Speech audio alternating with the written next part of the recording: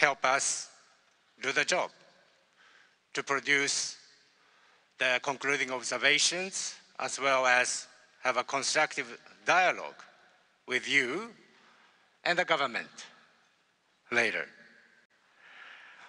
I thank all of you for additional information you have supplied to us. That's really helpful.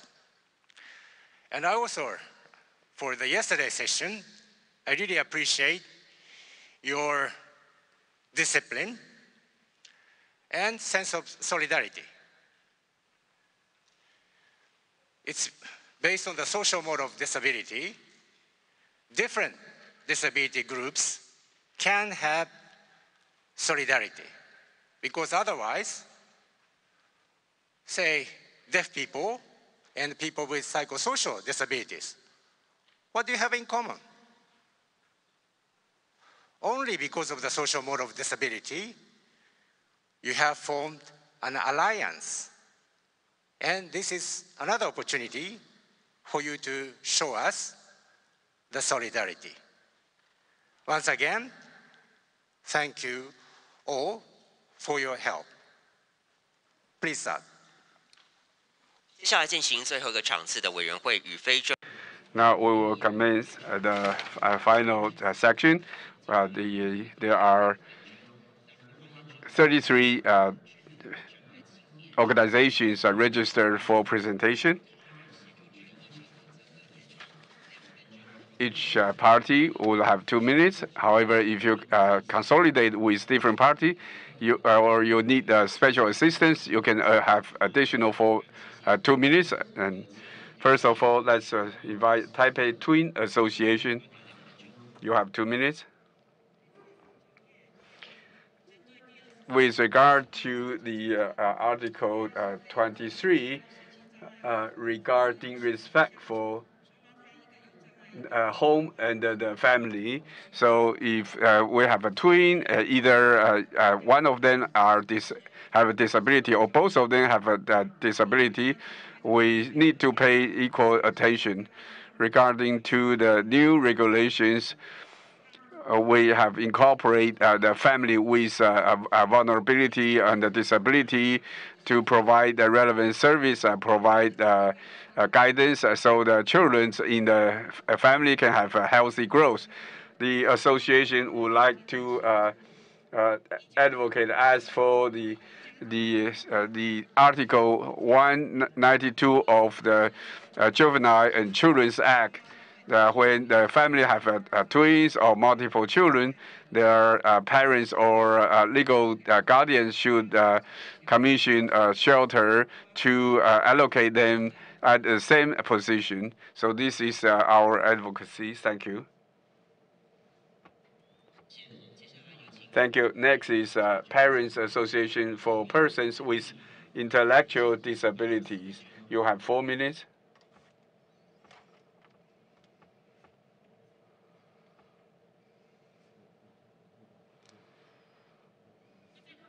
Good morning. My name is Zhen Yuchen. With regard to the Article 24 for education, I have one comment. Start from when I was primary school all the way till I graduated from junior high school, I was bullied, and many classmates or many teachers just pay attention to the academic grade and performance in the school. They rarely pay attention to the vulnerable students or underprivileged students. Therefore, I wish all the teachers and students, when they have their classmates or students with disabilities, they should offer compassion, support, and so we can enjoy the study together. I don't want to see more people like me who they suffer the same pain like me in the school. I don't want to see that happen again.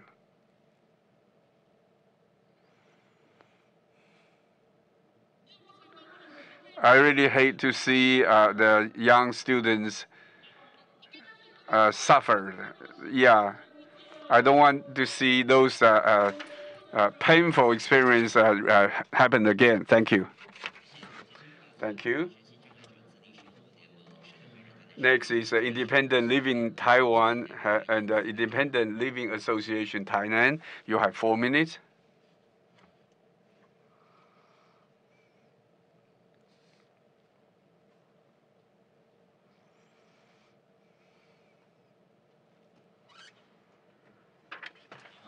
All right. So the independent, we still have one more comment. With regard to Article 24, we have the recommendation that for the 2 to 3 years old toddler, they don't have many opportunity to register into the regular kindergartens. So the state should encourage the establishment of the kindergarten to establish a special course for those disabled children. And with regard to the inclusive education, the state should establish so-called the Special Education Support Center and establish official center with allocated budget instead of just mission-oriented at this moment. So the teachers cannot really implement an inclusive education to support disabled students under the normal environment. On top of that, one thing very important is that the promotion of inclusive education should back to the ultimate constitution, that is the National Education Act. So we should review whether the act have incorporated the spirit of inclusive education. Next, we want to say that most people really touch about the Article 32 regarding the international cooperation for disabilities. If you review the development of the disability rights, most of the activities are copied from international practice. So nowadays, when we promote the interactions and the communication with other countries, we have many challenges. For example, we are not the mainstream, and we don't speak English that fluently. We need a lot of translation and interpretation. And also, not to mention about jet lag and time difference. And then, so we don't have that kind of experience. If we want to participate international activities, even online, we need more support. The next, we would like to invite the. Good morning. So this is the alliance for the self-independent. With regard to Article 30 to 33, we have a few recommendations. First of all, Article 24 regarding education. So nowadays, we don't have the concept of human rights. And so most of the times they just rely on the family and the individuals. So we think we should incorporate the spirit of human rights. Secondly, the Article 25 regarding health, we should ask the hospital to improve the accessibility with the substantial action plan. The third is Article 28. So the subsidy should separate from the full family's income and just count on individual income, and provide the wage for the minimum living standard. With regard to the survey from Ministry of Labor Affairs back in 2019, the disabled job opportunity, their average wage is much lower than the average. So we need to consider the underpayment for the disabled people. Yesterday, the officers from Ministry of Health and Welfare also mentioned the assistive device have 100% subsidy, but in reality, many disabled person need better functions, and the the assistive devices need a higher grade. So many disabled persons, if they don't have sufficient income, they are not willing to apply for those subsidy.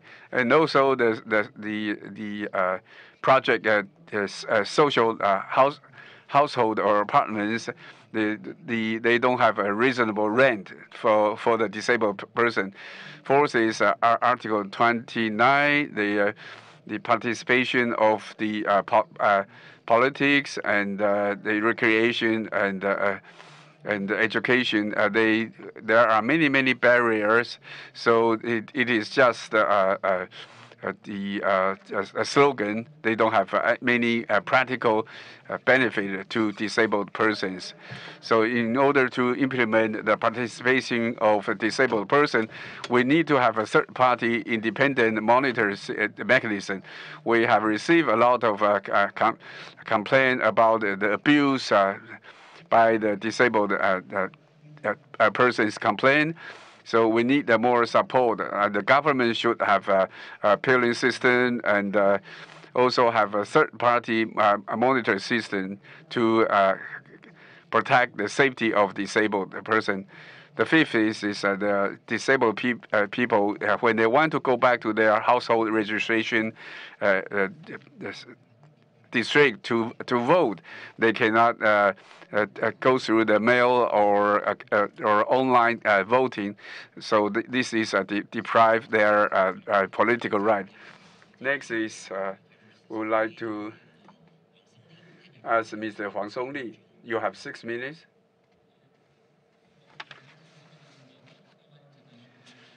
And Taiwan Alliance to end the death penalty.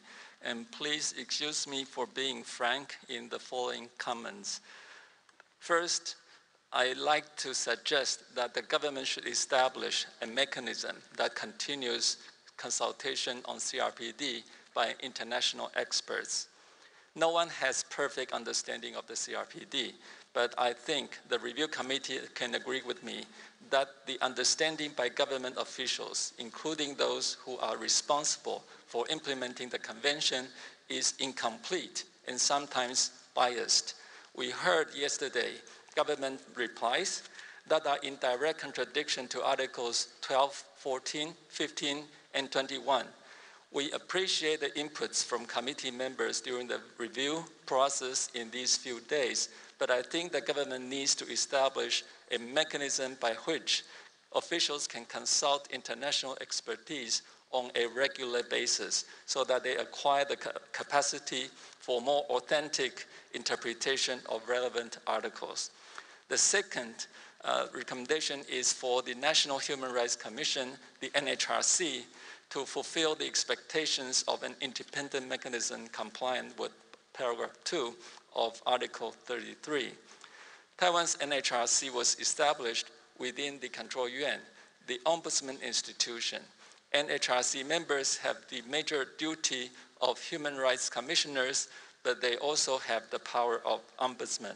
Because Taiwan's officials have very limited participation in international discussions on CRPD, the NHRC is potentially positioned to play important roles. For example, NHRC members can correct officials when legislations and policies are not compliant with the CRPD, or they may decide on personal complaints whether the state has failed its obligations.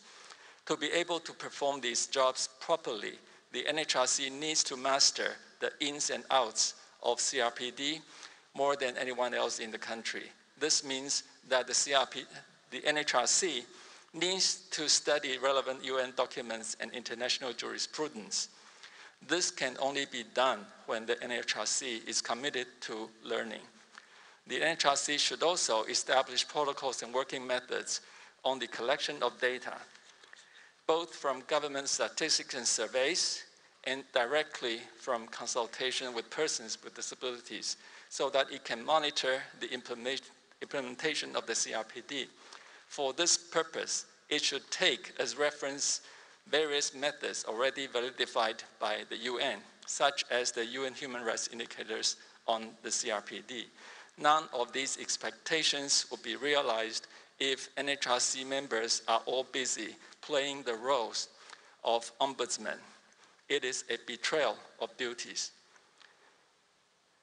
The third recommendation is to evaluate and consider a tax reform. In General Comments number 6, the CRPD committee speaks about 4 dimensions of inclusive equality.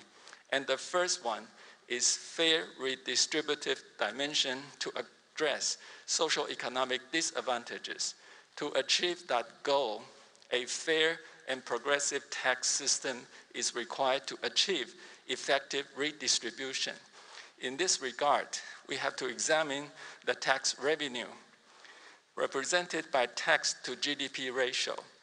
The ratio in Taiwan ranges from 12.5 to 13.3% in recent years. If we add Social Security contributions, the ratio is about 18%, much lower than Japan, around 30%, or the UK, around 33%. With such low tax revenue, Taiwan can only provide inadequate social services and support to persons in need. We recommend that the government evaluate whether the tax system should be reformed, particularly an increase in capital gain tax to sustain necessary support for the fundamental rights of persons with disabilities. Lastly, I'd like to recommend that the government engage in a wide consultation and direct participation on matters related to disabilities. As we have heard in the past few days, whenever the question of participation was raised, the government refers to a committee because according to Article 10 of the Persons with Disabilities Rights Protection Act, both central governments at the ministry level and local governments at the municipality level are required to establish a committee, often called a group or a task force, to promote and protect the rights of persons with disabilities. This is insufficient for several reasons. First, persons with disabilities constitute at most 1/3 of the participants in these meetings, so they don't have the final say. Second, the agenda of these meetings is not decided by persons with disabilities, and many important issues are not included for discussion. Thirdly, meetings are often organized without taking Sir, into consideration. please wrap up. Thank you. Thank you. 接下来有请台湾聋人联盟中华民国聋人协会。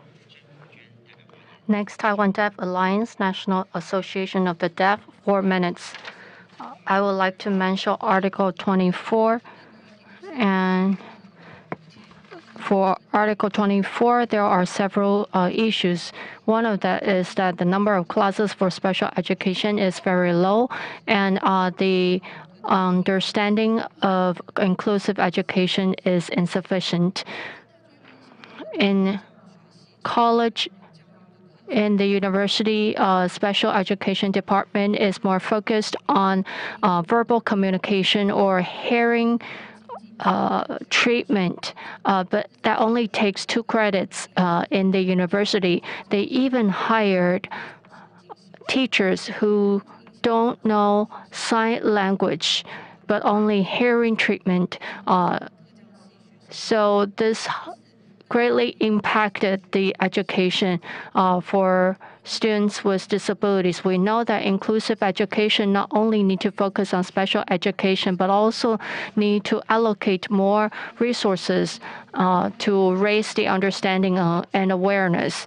But for normal students and teachers, they don't have enough understanding about inclusive education, causing that special education students are often isolated from others. So we suggest that there should be guidelines to train special education teachers and teachers' awareness so that they have more capacity to assist.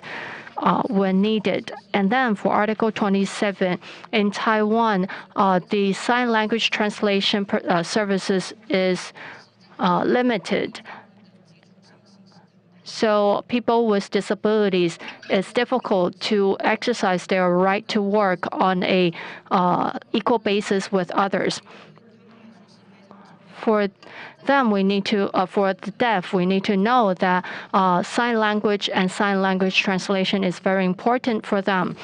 If they need sign language translation, a lot of times this service is rejected to be provided to them. And if their cities or their community centers don't have such provision of the service, then it still needs to depend on whether they are willing to apply or find such service to provide to people with the deaf. And seldom we also see that they seldom provide visual assistance to the deaf. All in all, the deaf's work rights are often affected. So we suggest that more relevant services can be provided to them, and we need to strengthen the awareness of employers. That's my comment. Thank you. Next, Taiwan Education Association, 2 minutes. Article 24 is what you have heard.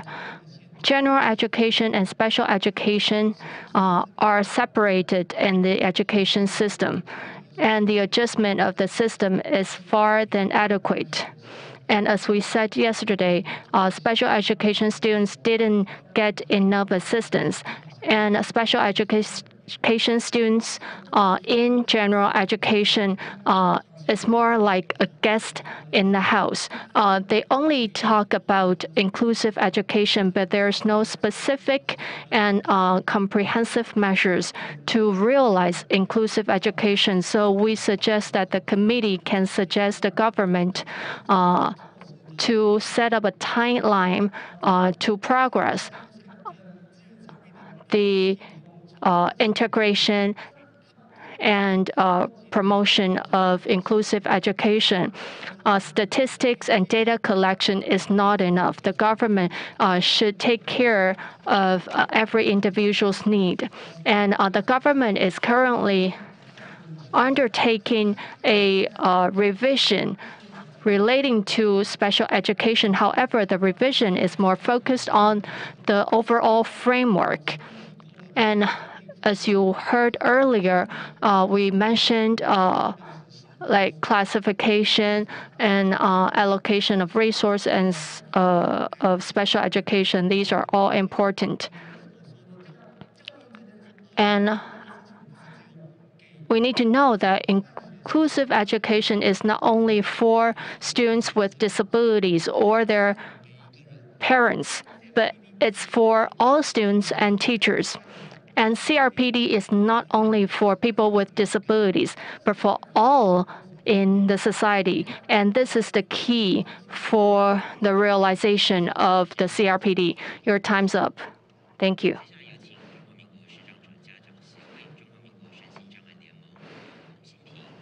Next, Parents Association of the Visual Impairments, Taiwan. Persons with disability. 我今天来代表其他的组织发。I'm speaking on behalf of other associations as well to join the meeting, but because of their age or because they are worried about infection, they decided not to come. So I suggest that maybe in the next review meeting, we can give them an option to join us virtually for them to express their opinions. All right, back to the point. I have 2 suggestions today, and the first is related to the review mechanism of the convention in the future. I suggest that we can learn from the New Zealand and Australia model to set up a long-term plan of the CRPD and to set up key indicators so that the government can know more clearly about the direction to go in the next 4 years. And for Article 29, we can see right now that there's no representation of people with disabilities in the communities relating to SDG, sustainable development, or climate change. When it comes to SDG development or COVID-19 responses, the government should include the participation of people with disabilities. And then next point is that Taiwan is revising its legislations based on 5 international conventions. But for these 5 international conventions, we suggest that the government should invite the double disadvantage or the minority groups to participate so that more conversations is possible. And the next point is that Taiwan is not a member of UN member state. So if there are any disputes, it is difficult for us to file a complaint to the UN. And in the future, if there are any violation against human rights, we hope that NHRC can engage and investigate. Thank you very much. Next, Taiwan Association for Disability Rights. Regarding Article 24, the current number of hours of school-based service for special education student assistance is low and does not fully support the school life of special education students. For example, there may be limited bathroom breaks at school, insufficient hours, or no aids available for club activities, off-campus teaching, or graduation trips. The Ministry of Education shall conduct a comprehensive survey on the status of special education student assistance service to improve the situation. And for Article 27, the Ministry of Labor currently only provides job accommodation programs, but should accelerate the formation of reasonable accommodation regulations for persons with disabilities in Taiwan. The state should invite persons with disabilities who are working, collect actual needs, and accumulate practical cases. And for Article 32, the National Development Council has announced net zero emissions by 2050, electric vehicles by 2040, and full electrification of urban buses by 2030. The government should combine SDG and CRPD to fully promote the electrification of accessible low-floor buses and universal design taxis. Thank you. 权利促进会郑淑娟发表2分钟。我们针对第24条教育跟27条工作就业，首先是针对助理员部分，本国身障学生在校仍无法充分得到人力支持没有考虑到学生需求。我们常见多名学生共用1位特教助理员，也有导师拒绝助理员入班协助学生。某县市甚至明文规定拒绝身障学生1对1的协助。They sometimes even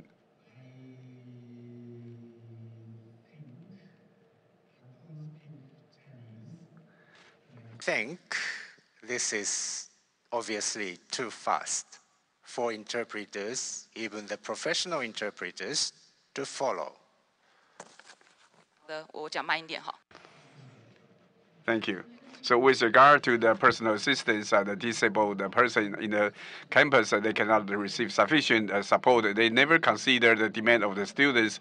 Many students share the assistance and knows dedicated teachers. Some counties even reject to provide one-to-one support.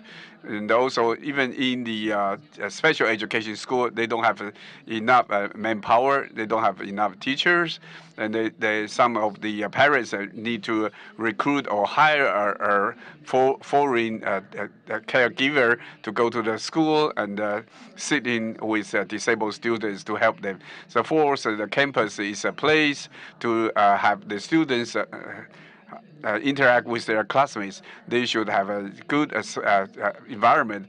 Even in 2020, the government have allocated 2.1 billion NT dollars to improve the campus, but they never consider the demand of the disabled students, so they don't consider that the student need to interact with other classmates. On Article 27 regarding equal job opportunities, here in Taiwan, they never consider the place for the disabled students to take an internship. Not to mention about their job opportunities. They have a hard time to find a job. Not to mention about the sheltered workshop. They only limited on the simple jobs like packaging and labors. This is my report. Next is New World Independent Living Association in Chiayi. You have 2 minutes. Good morning. So first of all, I want to focus on the education, either in the university education or occupational training. Oftentimes, we encounter the situation that they don't have implementation of the equal rights as well as inclusive accommodations or reasonable accommodations. So the students cannot catch up the capacities for the job market.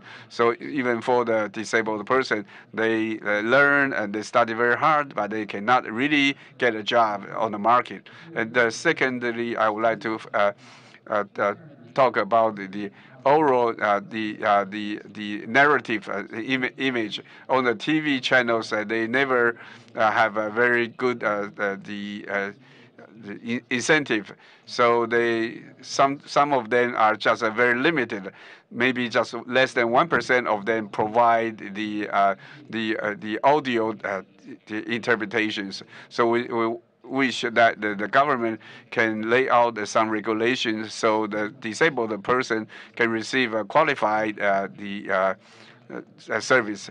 The next is the National Human Rights Action Plan cannot allow the disabled person to use the mail voting system. So they need to go back to their household registration, the hometown, to vote. So it is not very convenient for the disabled person. Last but not least, the Ministry of Culture also commissioned the private sector to study the accessibility of historical buildings. However, they did never implement the recommendation to the review guidelines. So when the disabled person want to go to the historical building, it is not very convenient. Thank you. Next, so we would like to ask the Sunshine Social Welfare Foundation. You have 4 minutes. Good morning. My name is Yao Youmi. I'm 14 years old. What I want to say is that, first of all, when I joined the regular class to participate inclusive education, I wish my assistants hour can meet my actual demand. So I can, just like my classmate, I can participate the 8th class or participate the class in summer or in the winter. Some of the school, they are not aware of what kind of personal assistive device we should have, and then the teachers have no knowledge about how to apply the inclusive the sport activities or physical classes. So we cannot participate in regular activities. We cannot participate in international campaign. For example, there's a national high school disabled campaign. They only allow the cerebral palsy students So disabled persons do not have the opportunity to engage the discussion. So CRC also mentioned that the children should have the right to express our own opinions. You should respect our opinions. However, the opportunity is still very rare. So I wish that after this discussion, when you think about the relevant regulation for the right of the children, we should incorporate or invite at least one children with a disability. And if I need other assistive device, but they gave me something that does not match what I applied, so I need to conduct another diagnosis before I can receive a proper assistive device. So I wish the government should really implement the so-called reasonable accommodation as it is the spirit of CRPD. The fifth is that sometimes we sitting on the wheelchair, but they send me on the front row when we participate in some kind of the shows. So it is not very appropriate because we need to raise our head and or even raise our body to see the stage. So next is I wish that because we are very slow, so I wish the traffic light can have a longer time for me to cross the road. Next is Mental Health Association. You have 2 minutes. When we amend the mental health, we want that the amendment can meet the human rights, especially nowadays they don't have the commitment for the empowerment and for the disabled person. First of all, since when the disabled person left the school, they don't have a continued education opportunity. We suggest to have the rehabilitation to set up the courses to help the people with mental health as well as their health care have a better training opportunity. Secondly, we should have the insurance reimbursement for the health care givers. Article 27 regarding the job opportunities, we don't have enough empowerment for the disabled persons. So the government do not have a very specific dedicated agency. We suggest we should have integrated government body to provide the service. The fourth is the government have a stigmatized the persons with a mental disorder, and so-called the long-term care and their peer association. They don't have a dedicated agency. Last but not least, we should help the person with a mental disability to provide the proper consultations. We need the support. So we ask the Article 3 of the Mental Health Act should consider the need of the disabled person.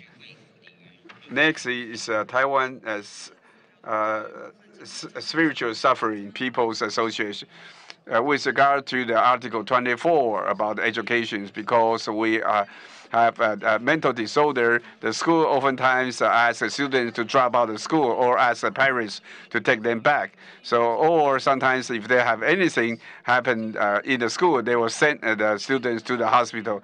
So the student cannot have a sustainable education. First of all, the school failed to provide the inclusive education. Secondly, there are no supportive program. With regard to Article 27 for the rehabilitation of the mental disorder person, that they will evaluate whether you are worthwhile to find a job, because they also all have a so-called performance requirement. So first of all, you have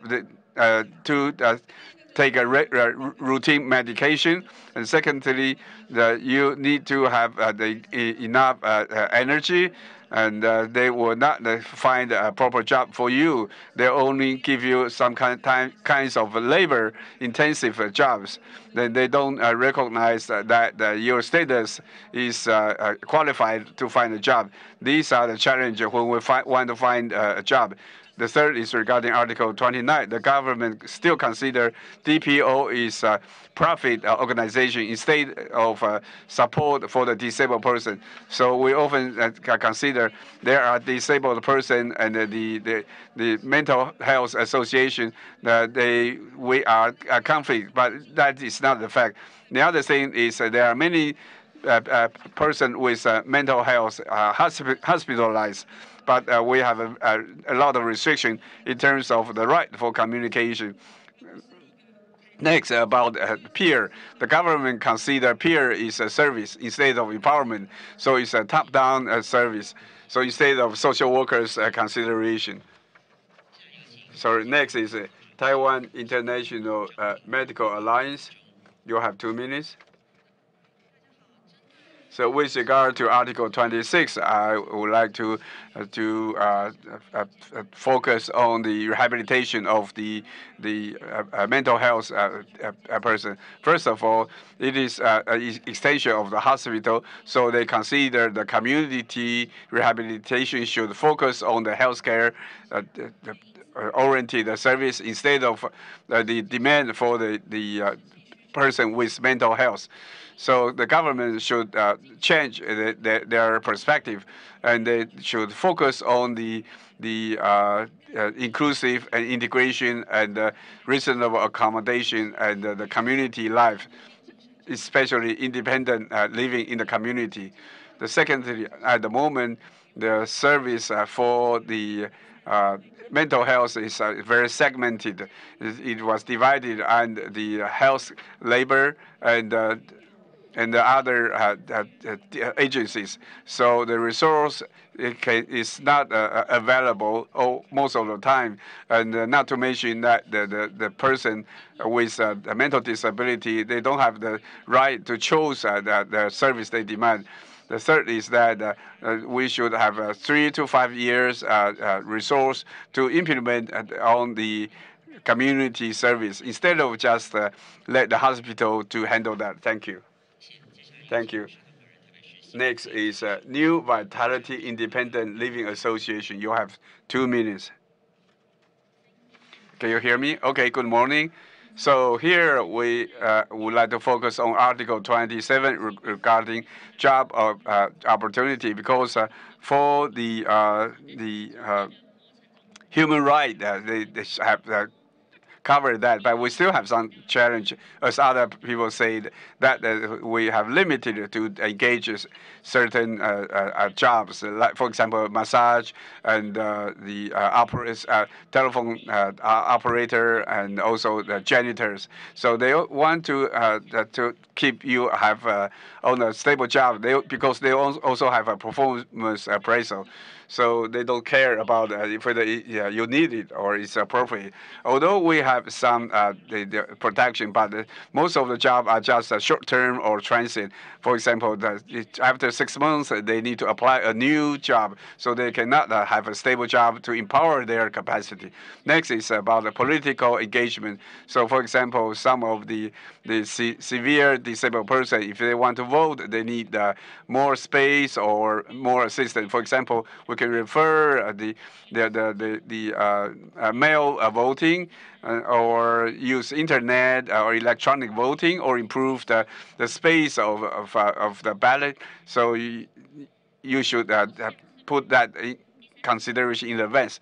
Regarding Article 30 for the culture, for the previous one, the conclusive observation in 2017, the Commission member already mentioned about the Malacca conventions as the government to take a reference. But if we go to the hospital, the visually impaired person cannot cannot have the opportunity to read those articles, because nowadays most of the library only have 8% of the book available. Next, Association of Learning Disabilities, 2 minutes. Good morning, everyone. I'm from Association of Learning Disabilities. I would like to address Article 24 and Article 27. Currently, the National Exam Room Service and Employment Transition Service for students with special education needs are all based on the physical and mental disability certificate issued by the Ministry of Health and Welfare rather than the certificate of the Ministry of Education. So I suggest that both the certificates can be adopted. And in this way, for special education students who cannot obtain a disability certificate from the Ministry of Health and Welfare can still use the disability certificate issued by the Ministry of Education to apply the assistance of the above two services. And right now, even though we have audiobooks for people with visual disabilities when they are in schools. But we all know that schools is a preparation stage for employment. When they graduate, when they go to national exams or apply for jobs, the Ministry of Labor still will look at the disability certificate issued by health care or medical units. So I hope that students with disabilities can have an opportunity for job and employment after they graduate. Thank you very much. Next, Sunny Independent Living Association, Kaohsiung, 2 minutes. I'll continue with Article 27 and Article 24, Education and Employment. A lot of times, people with disabilities will be rejected for the provision of reasonable accommodation. And so far, the government hasn't really punished those employers who refuse to provide reasonable accommodation. So we suggest that the government should stipulate specific regulations of penalties and exercise those penalties. And I can share that, for example, Taiwan said that we are a technology and semiconductor nation. However, for people with disabilities, it is very difficult for them to work in these areas. It is difficult for them to choose the work that they would like to do. So for big enterprises, it is especially difficult for people with disabilities to be employed. So I would urge the government to improve the situation and employment opportunities for people with disabilities. As for Article 30, the participation of cultural life or leisure, I would say that currently, there are limited seats for people with disabilities and wheelchair users in cinemas and different cultural venues. So this is something to improve. Thank you very much. Eden Social Welfare Foundation.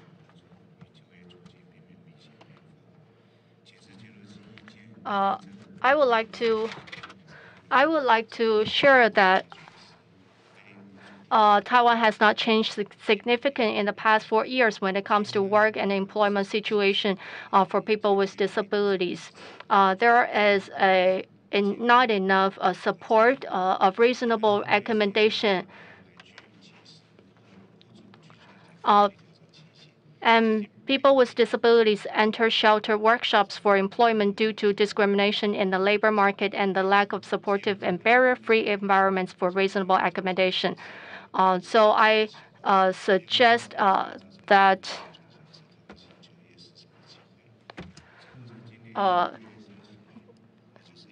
On June 30th this year, 1 month ago, the government incorporated the relevant words of reasonable accommodation into the draft revision of the law of the protection of rights and interests of people with disabilities. We attach great importance to the progress of the revision. In particular, reasonable accommodation must be conceptualized into concrete, and the key lies in the formulation of detailed implementation rules. So we reiterate that the government should actively develop detailed norms for reasonable accommodation. Thank you very much. Now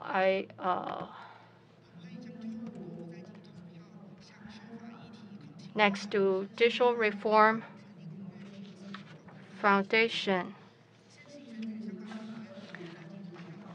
For Article 29, the current election-related laws lack the provision for absentee voting or other regulations in voting. There are persons with disabilities living in institutions or having difficulty have different places of work or study from where their residence is registered, which make it inconvenient to return to their hometown for voting. So their rights to vote are affected. If the government believes that there are already precedents of transferring voting places from the current polling stations and relevant experiences of voting at workplace are compilable, the government should put the transfer voting regulations into practice as soon as possible. The persons with disabilities who are unable to cast ballots on their own shall request family members or other people to help them to go to the polling stations to vote. And the secrecy of voting may, but we can see that the secret of voting is neglected. Thank you very much. Next, 正风喜 Cultural and Educational Fund, 2 minutes. I know that the government already have response to the issues regarding to assisted device. But for me personally, I have participated in several of these meetings, but our opinions are not heard. My suggest is that if the government doesn't have the budget to meet the need for the assisted device, then maybe they can consider to gradually increase their budget, and they could meanwhile understand what kind or what type of assistive devices in need and how much unmet need there is for people with disabilities. And the second point is that for labor with disabilities, they need to face a lot of physical challenges. We, as people with disabilities, need to pay the insurance for national insurance, but we need to know that because of physical factors, we may pass away before age of 64. But we can see that the insurance payment is the same with others, but we cannot enjoy the benefits of labor insurance and national health insurance like others. Thank you very much. And next, the League for Persons with Disabilities, 2 minutes. Not on site. Okay, next. The Deaf and Hard of Hearing Welfare Promotion Association. The government didn't put the need of persons with disabilities on priority when it comes to Article 24, 26, and 30. So my suggestion is that the online courses and events need to also have reasonable accommodation for people with disabilities, including people with dementia. People with dementia has compromised their right because there's no alternative or substitute programs because of the COVID-19 pandemic. Starting from May 19th, 2021, the government started to say that people with disabilities need to start home learning, but not until August 27th that the government provided reference guidelines for in-home learning for people with disabilities.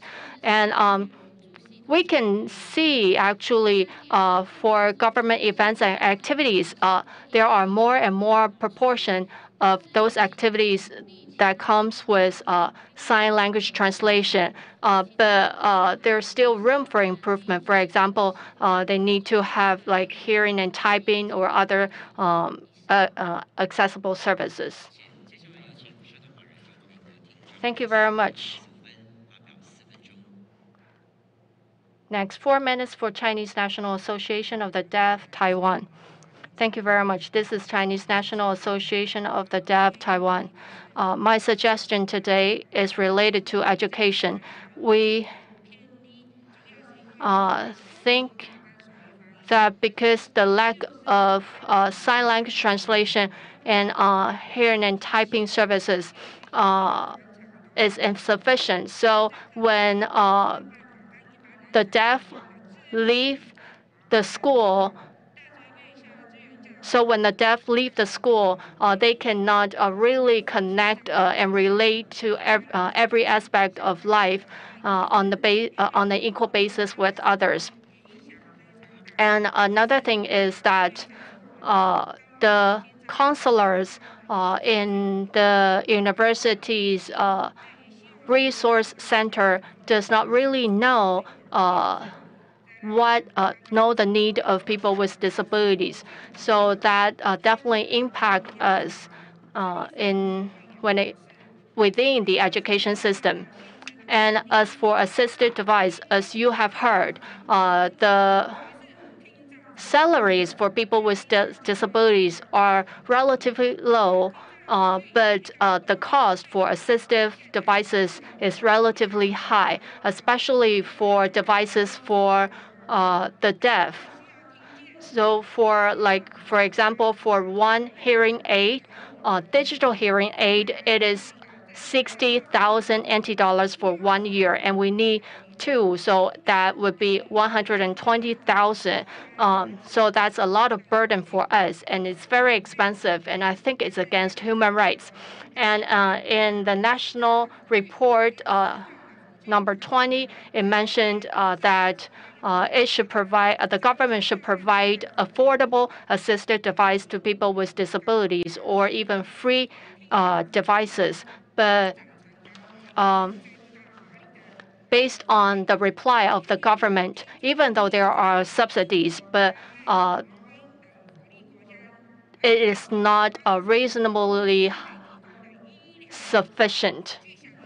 And we can see that the subsidies for the assistive device in UK, Denmark, Norway, and Australia can be free for the deaf. But in Taiwan, it is kind of a luxury. 70% of the deaf cannot afford the devices. This is a serious issue. As for income, the income or the salary hasn't been raised for the past 3 decades. So a lot of times, the needs of the deaf are ignored.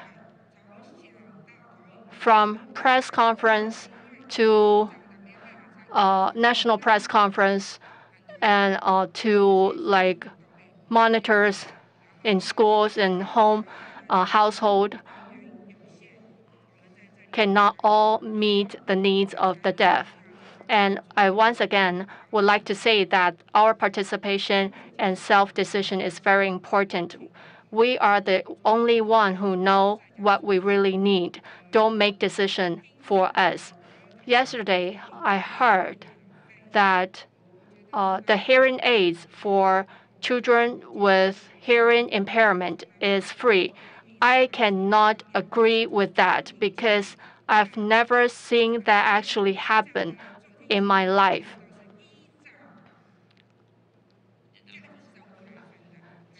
based on my understanding, the subsidies based on household salary. 接下来 Next is Coalition for Mental Health Reform. You have 2 minutes. Regarding Article 25 about the health. At the moment, we don't have early intervention, not to mention about the medicine, medical therapy. We lack diversified therapy. The most important is that we need the social support. But here in Taiwan, we don't have the proper the mechanism. We only have received the medicines, but we don't have a very comprehensive support. And we have about 283 days of hospitalization, enforced hospitalization, and we don't have the optional choice. The government also ignored the right on Article 26 about the reasonable accommodation and rehabilitation. The government only use a hospital and the dormitory and shelter as the primary measurements. They ignore the community training and the rehabilitations. So they never provide a peer support system. So now it's just assisted. So the level is not the same. So the government's program is only based on the academic level. So with regard to the transition, they never ask the patient and the family member to engage the discussion before they transfer out of the hospital. And the government never have active practice with regard to the job allocation, including the job accommodation. And before we have the certification, they don't provide the service, and also priority for the shelter workshops products, and they don't have the break for the disabled person. We need to go to outside and outside of the building to find a place to take a break. So we suggest the government to make a necessary change. Thank you. Next is Coalition for Mental Health Reform. You have 4 minutes. I want to talk about Article 24. Here in Taiwan, we have a small group of severe cerebral palsy students because of the CRPD highlight that the inclusive education, right? So Ministry of the Education pay attention that the students take home educations. So out of the 9 years mandatory education, so when they enter high school, they consider that the resources is not enough. They thought that it is under the health care support for the severe disabled students. So they apply the system to qualify whether the students has a need for education, to decide whether they are eligible to take 12 years high school education. So every time the parents ask the government, how come their children cannot have the opportunity to take the high school educations? I really don't know how to answer that question. And also the government agency will say, because you have a long-term care program, and so the need for the health care is more than the education. So I would like to help those parents to raise this question. That I thought that we are the citizen here in Taiwan. How come we are not included in the universal education? What is our right? Where is our right? Thank you. Thank you. Next is Association on the Rights of People with Autism, New Taipei City Friendly Housing Cooperative. You have 4 minutes. Okay, we are the autism representative. We would like to raise the issue that the basic principle of CRPD, including the social inclusive community, I think they also should consider the risks for the autism before our appearance looks normal. So recently, people talk a lot about in the regular the society or the education or judicial situation, even under the healthcare system, when we need their support. So the physicians are just follow their the original initial training without consider the spirit of CRPD. So we need to have a comprehensive awareness instead of just organize a certain education training or workshop. So people need to understand the challenge of disabled person. So we suggest the government should invite the DPO to talk about what kind of what are the perspectives that or the knowledge the general public should know. Perhaps they should have a different training or education system for all kinds of education in college, in primary school as well. Thank you. Autisms, they have a very challenge on the language and socializations. So more than 91% of the students have nowhere to go after they get out of the school, so irrelevant to the level of education. I would say more than 90% of autism students, regardless of educational background, they were rejected by the daycare center. After the parents were gone, they were forced to stay in the foster house. So how to prevent these students will end up in a nursing home, or they become the even more vulnerable. So I think we need to pay attention to the education of those students. Now we do have certain innovative community service, but it is not legalized and standardized. I suggest that the government should focus on the 18,000 autism students and consider their education and job opportunities. Thank you very much. Last, the Taiwan Foundation for the Blind. You have 2 minutes. Thank you, the review committee. So today I would like to talk about the early retirement for disabled laborers. So in the past, so the disabled person have a lot of challenge on the job market. For example, disabled person is it should have the dignity and the respect on the workplace. However, as when they are aging, after they are over 50 years old, their energy and the physical structure deteriorate even faster. So it ends up their performance is getting less and less, and so they have a lot more and more burden because of their physical condition.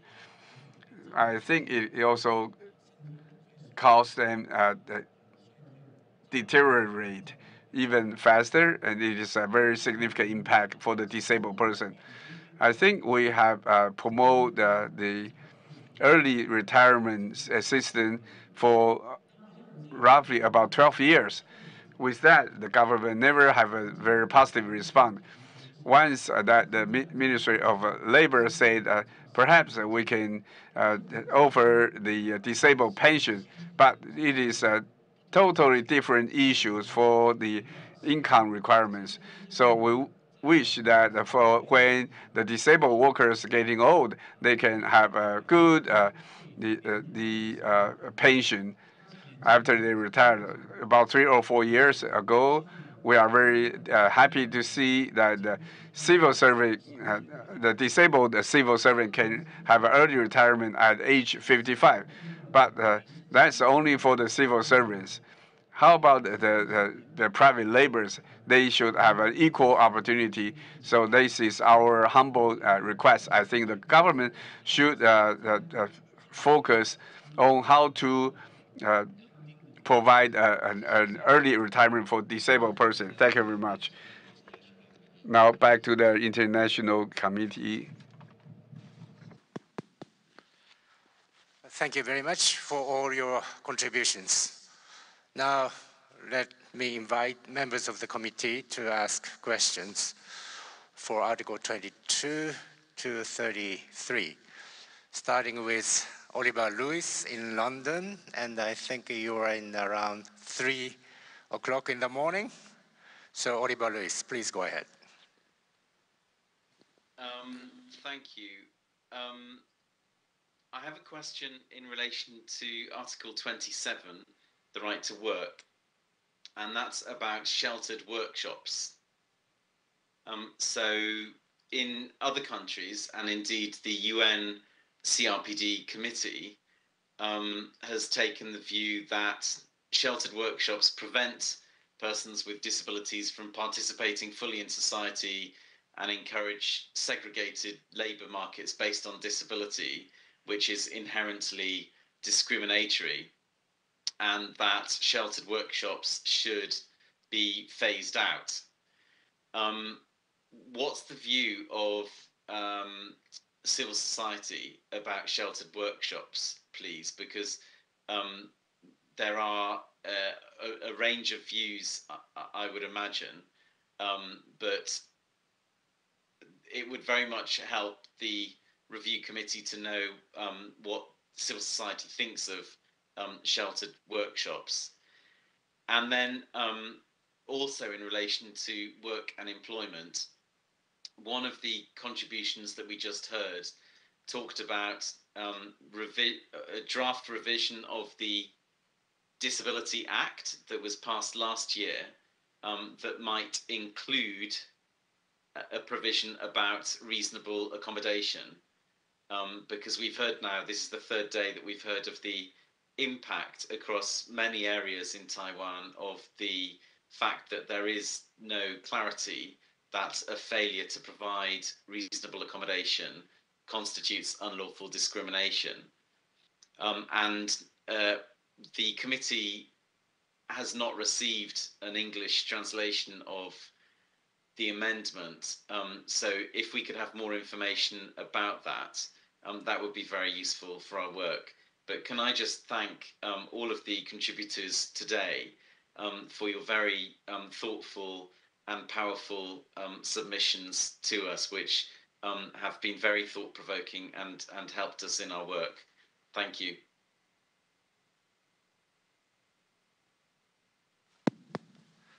Thank you. Now let me invite Ms. Diane Richler in Toronto, 10 o'clock at night. Diane, please go ahead. Thank you very much. And I echo Oliver's thanks to the presenters today. Your comments were very clear, very provocative, and very helpful. I have some questions specifically related to Article 24 that arose from two presentations that I'd like some clarity on. One is that there appear to be two different kinds of certificates, if I understand this correctly, a health certificate and an education certificate. And whether persons with disabilities have one or the other seems to affect their eligibility for higher education. So I'm wondering if someone could explain to me in a bit more detail how that works. And a similar problem seems to exist that was raised by the Consortium of Cerebral Palsy Foundation, suggesting that the system, and I'm not sure who that means in the system, if it's the Ministry of Education or where the responsibility lies, determines that the need for healthcare is more, should take more priority than the right to education, and therefore that students are sometimes denied access to higher education. So I'm wondering if someone could provide explanation of that issue as well. Thank you very much.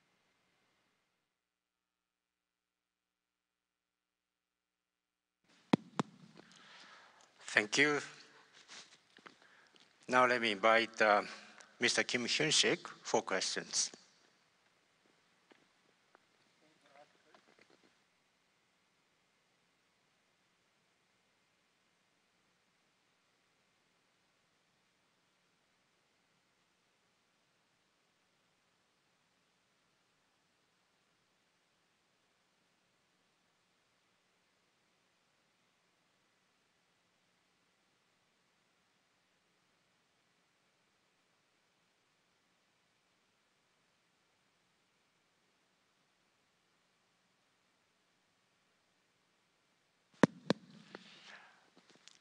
Sorry, first let me invite Janet Marr first, sorry.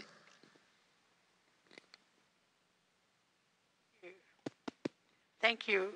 I would like to ask the community organisations present, particularly those from the neurodiverse and mental health / psychosocial disability communities, to further explain how the proposed reformed Mental Health Act will conform or lack of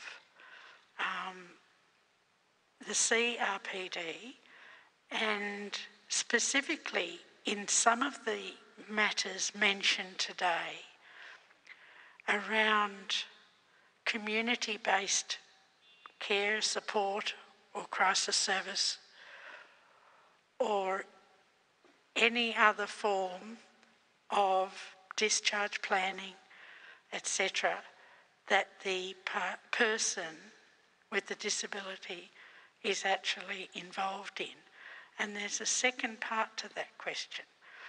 In mental health care and support, and in disability care and support, there is a great crossover between people with disabilities of every variety also having mental health related conditions related to their desocialisation and their isolation or put downs, we call them, and people do develop mental health conditions as a result.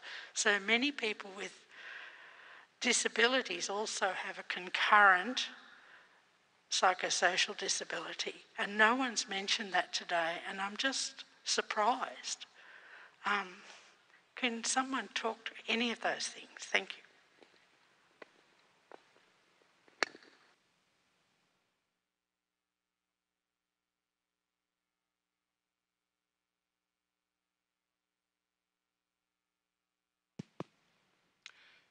Good morning, everyone.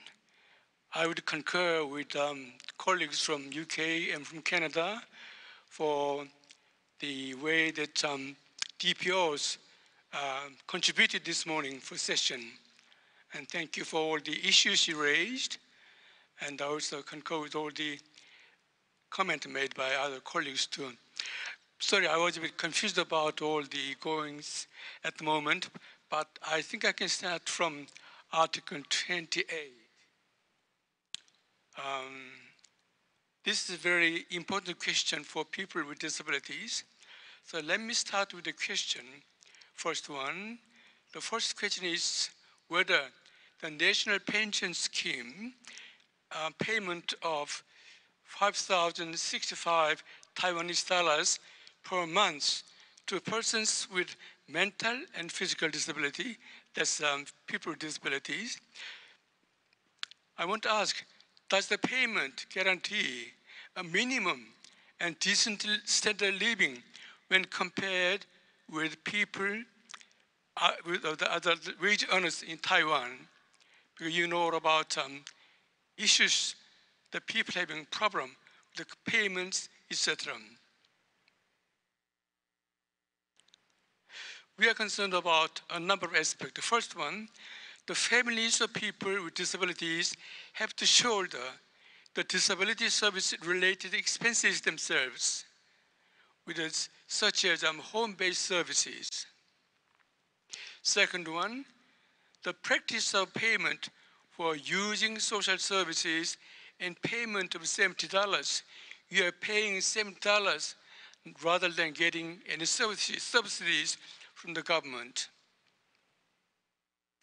And especially for those supported by migrant care workers.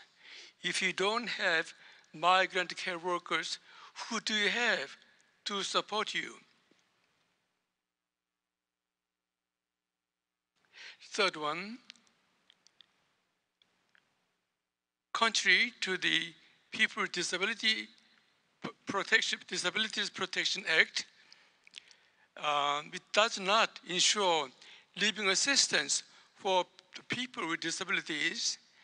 And am I correct to understand that there is no specific data to indicate how many people with disabilities live below poverty line in Taiwan? Do you have a national poverty line? Thank you. Those are my questions.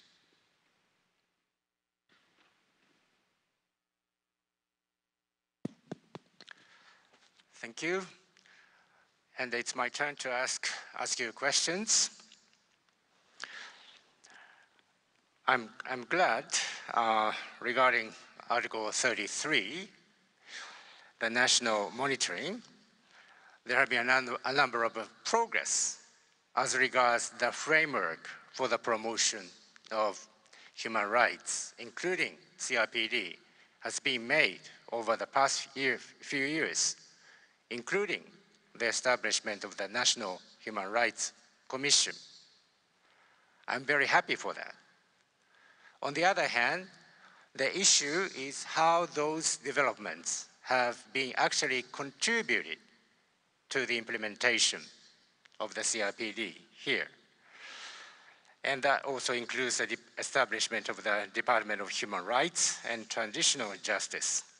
So my question, the first question is, what kind of role do you expect that newly established Department of Human Rights and Transitional Justice within the Executive Yuan to have in the implementation of the CRPD? And also,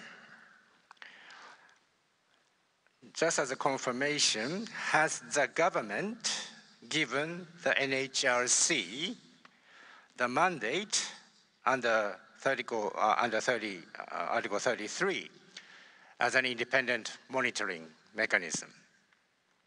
I'm asking the civil society, do you think this is the case?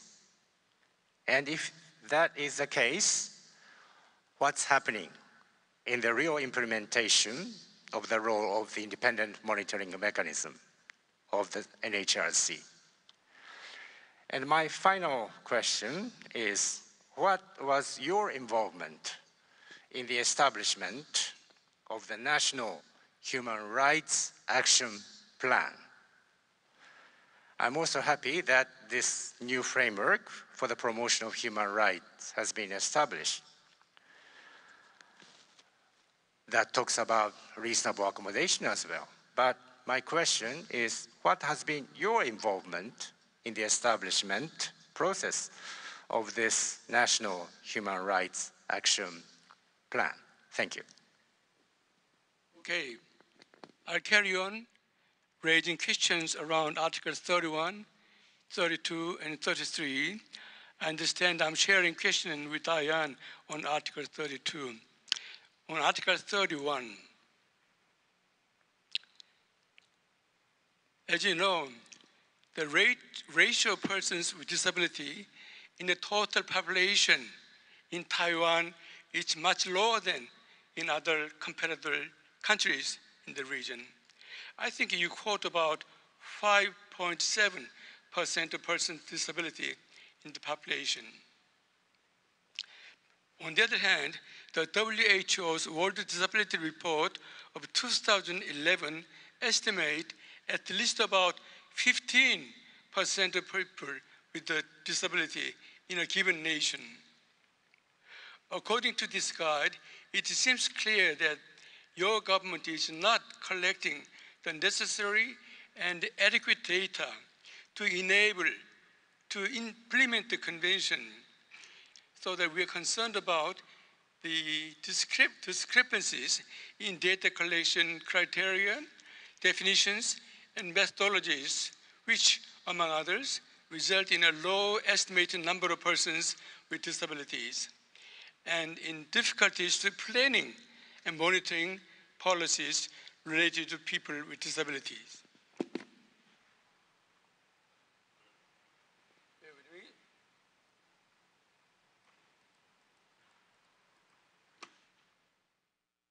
那可以请回应了 ，Mr. Chair。Mr. Chair, should we allow 1 minute for each response? Mr. Chair, I shall limit the time. Article 32. I'm sorry, I had to leave it in my hand. That's why. We are really wondering about the extent to which the government of Taiwan has incorporated SDG, Sustainable Development Goals, in particular with references to Target 3.8, 9C, 11.2, etc. They're all concerning people with disabilities, and have adopted the strategy of disability inclusive development. If you want me to elaborate, I can spend more time on it. That may strengthen Taiwan's South-South cooperation with neighboring developing nations. I have one final question.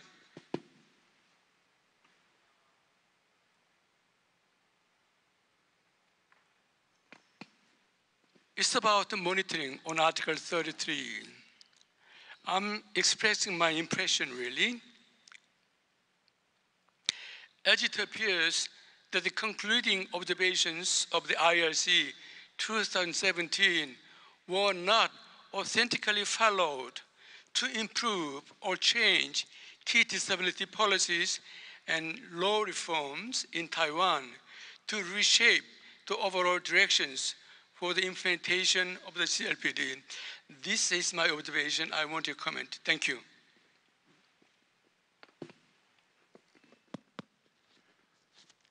I apologize to Mr. Kim because I wrongly assumed you have your questions. I'm sorry. And as for your answers, yes, if you can limit your questions to, if your answers to our questions can be 1 minute, that'd be wonderful. Thank you. 那请非政府组织代表可以举手回应。那回应的时候，先让我们知道一下您代表的这个组织，那尽量在1分钟之内回答。谢谢。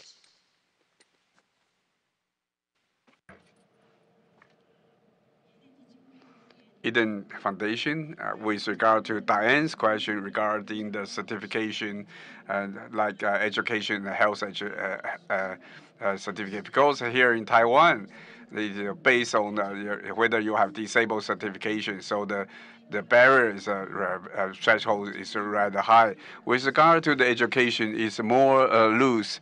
So they also incorporate the learning disabilities, but the government does not recognize the people over 18 years old with a learning disability. The other thing, the shelter workshop is rather controversial, because without the shelter workshop, many disabled persons cannot find a decent job. But more than 80% of the shelter workshop are organized or handled by NGO or NPO without the business in the sector engagement. So they have a lot of challenge. So the government should ask the business sector to establish the workshop. Thank you. With regard to the educational certification. I have one comment. That is, for the learning disability, it is congenital. It will not because when you are 18 years old, you no longer have learning issues. But in the school, they can receive a special education. After they get into the job market, sometimes the education cannot improve them. They still need further occupational training. So now, but the fact is that we only provide service for the person with the certification from the Ministry of Health and Welfare. So after the education, they need to go to the society and find a job. So it should be a continuous education or occupational training instead of the level of disability. I would like to focus on the action plan for the NHRC. For the National Human Rights Action Plan was the result of the 2017 when we endorsed two conventions. The competent authority is Ministry of Justice. Both conventions are not considered to be engage the disabled group. They thought that disabled group already have the two conventions, so they already have a CRPD. Therefore, they don't need these two conventions. However, after we incorporate or endorse so many conventions, they don't have a horizontal coordinations. Back to the action plan for the National Human Rights Commission, for the disabled person, when they realize that the government is trying to publish the pre-final action plan, it is then the disabled people or DPO can participate in so-called public hearing. So their engagement is very limited. I also want to focus on the certificates. I have the one certificate without the other because all the resources will never tell you how to apply that. So back in the school, I cannot receive any resource from the school. And the other thing is there's a huge gap between education and healthcare. You need to meet those certifications before you receive the service. Otherwise, it is nothing. The other thing is that our education only focus on the medical doctors. The doctors will help you or teach you how to identify the disabled person, but the disabled person cannot tell the doctor to identify the disabled. I'm the Cerebral Palsy Association with regard to the comment from Ms. Huang here in Taiwan. So for all the students can have so-called 9 years the mandatory education and 12 years education system. Prior to CRPD, most of the students have a home school, and they will send a special education teacher to the household visit. After the CRPD, because we emphasize the inclusive, but they cannot go back to the school. So they thought that. So yes, actually they don't need education. So they would go through the assessment committee. Those are members are healthcare provider or teachers to decide whether the disabled students need to go to the school to have education. If that is the case, then what is our right? Back to the certification between education and disability. Yes, they have different. If you qualify to receive welfare, but not the education, so it's vice versa. It causes a lot of confusion. But I want to tell you that either system, the concept and the consideration is not based on the need or demand, but based on the existing resource available. So only for those severe and most vulnerable students can receive the service, which is not the spirit of CRPD. as other peers, friends mentioned, it is not because they have need or demand. It is because the situation is very severe. They need more. This is not reasonable or not fair.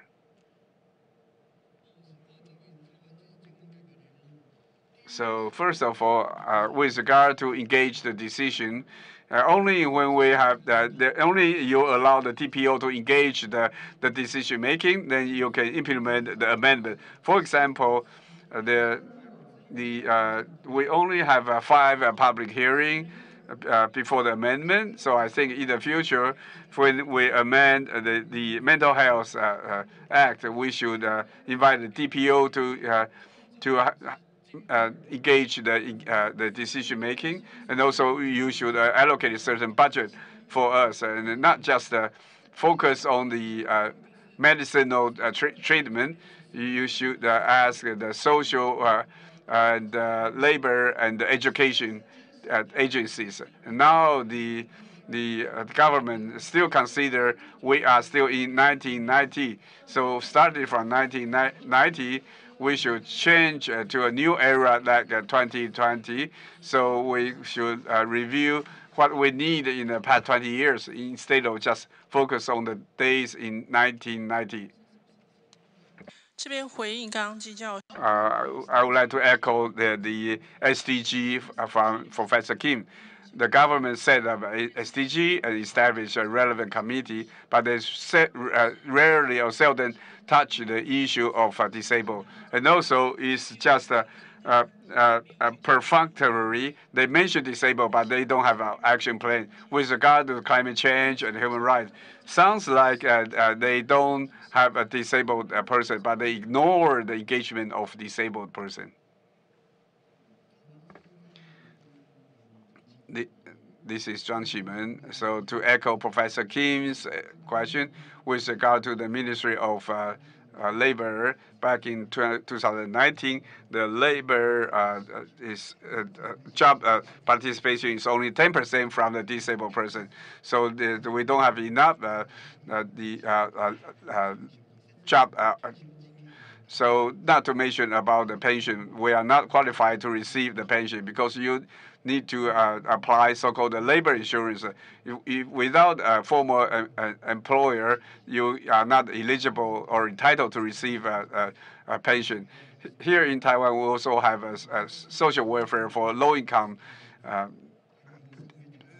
workers.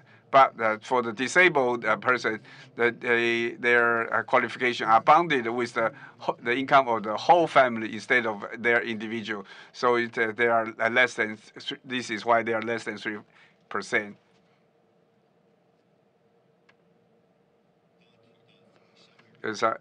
With regard to the social inclusion here in Taiwan, or the social house, they need to promote 200,000 households in 8 years, and 40% are for the vulnerable group, including disabled groups. So this is our recommendation that either in Taiwan or in neighbor country, can the government to make a social house to a place to meet the CRPD platform with regard to the education and the occupation, to make a social housing as a platform for the promotion of social inclusion. Of DPOs, I think there is informality. Some organizations that are invited to various committees in the government, but I think what is lacking is an open and direct consultation with persons with disabilities, because these committees does not represent the whole spectrum of views from DPOs. And we strongly urge that the National Human Rights Commission to link its efforts with data collection and reanalyzing the various questions that you have raised. For example, how much of persons and households with disabilities are living under poverty line. I think that kind of data needs to be developed by the NHRC. And currently, I don't think they are doing this. Thank you.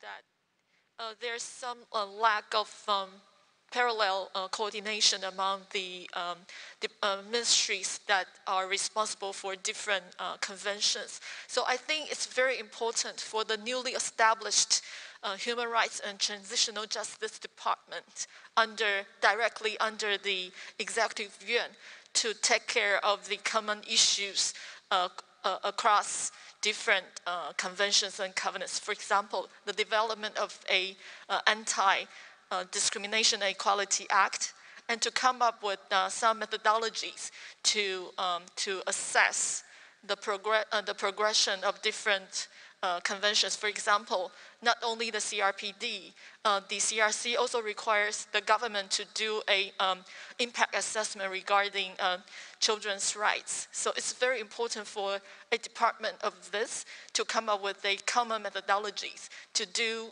impact assessment, or to come up some common human rights or CRPD indicators to follow up or to evaluate the progress that the government has achieved. Thank you.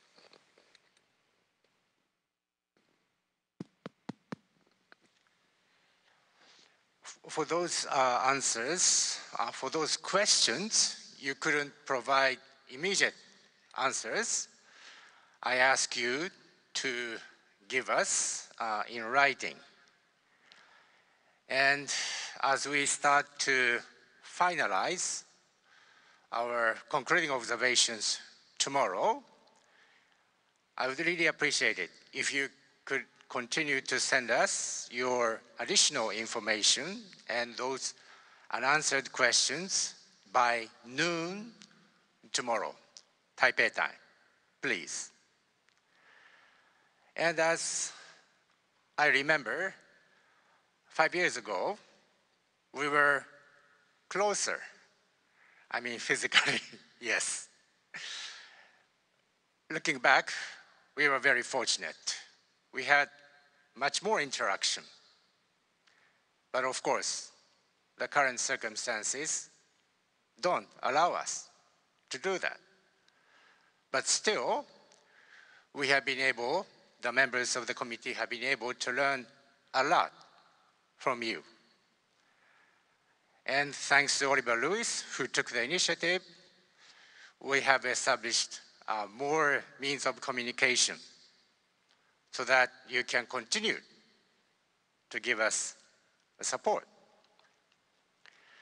And I really appreciate all of you as I listen to some of very systematic analysis, as well as very personal and sometimes very painful experiences, as mentioned by Oliver Lewis and Diane Richler.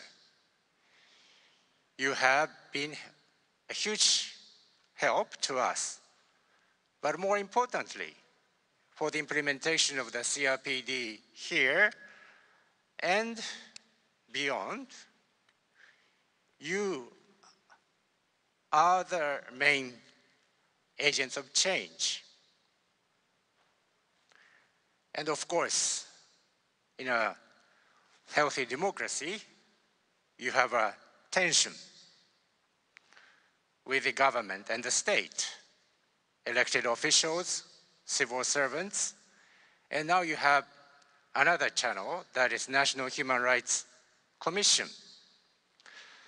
So it's been a great pleasure to work with all of you for the past 3 days, but going backward through your parallel reports. And I think all the members of the committee, including those joining us from very remote, I think all of us,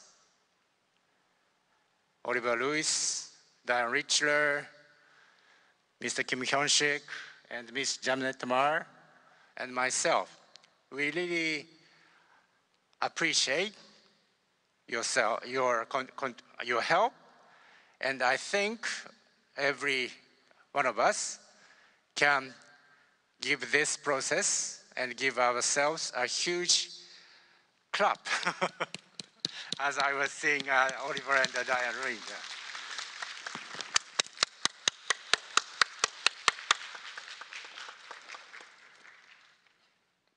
谢谢大家。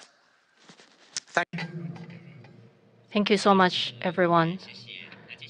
Thank you for our committee once again. Now is a break time. We will stick with the original schedule and resume the meeting at 11 o'clock sharp Taipei time. In the next session, we will review Article 23 to 33. We'll be back at 11 o'clock Taipei time. When we're back, we're going to review Article 23 to 33. See you later. Thank you.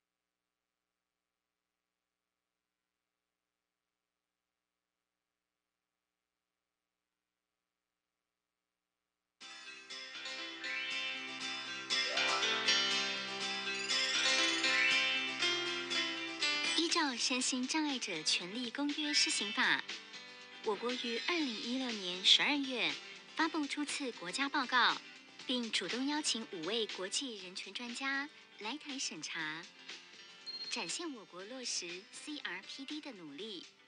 2020年12月发布第2次国家报告，分区审查会议让身心障碍者及其代表团体能完整且充分参与撰写过程，并检视不同障别、性别、区域的障碍者所遇到的各种问题。台湾从各个层面积极落实 CRPD 精神，在法规检视上，歧视性用语、影响权益等法规以及行政措施共462部。2020年9月完成修正92%，未完成部分已提出因应措施并公告。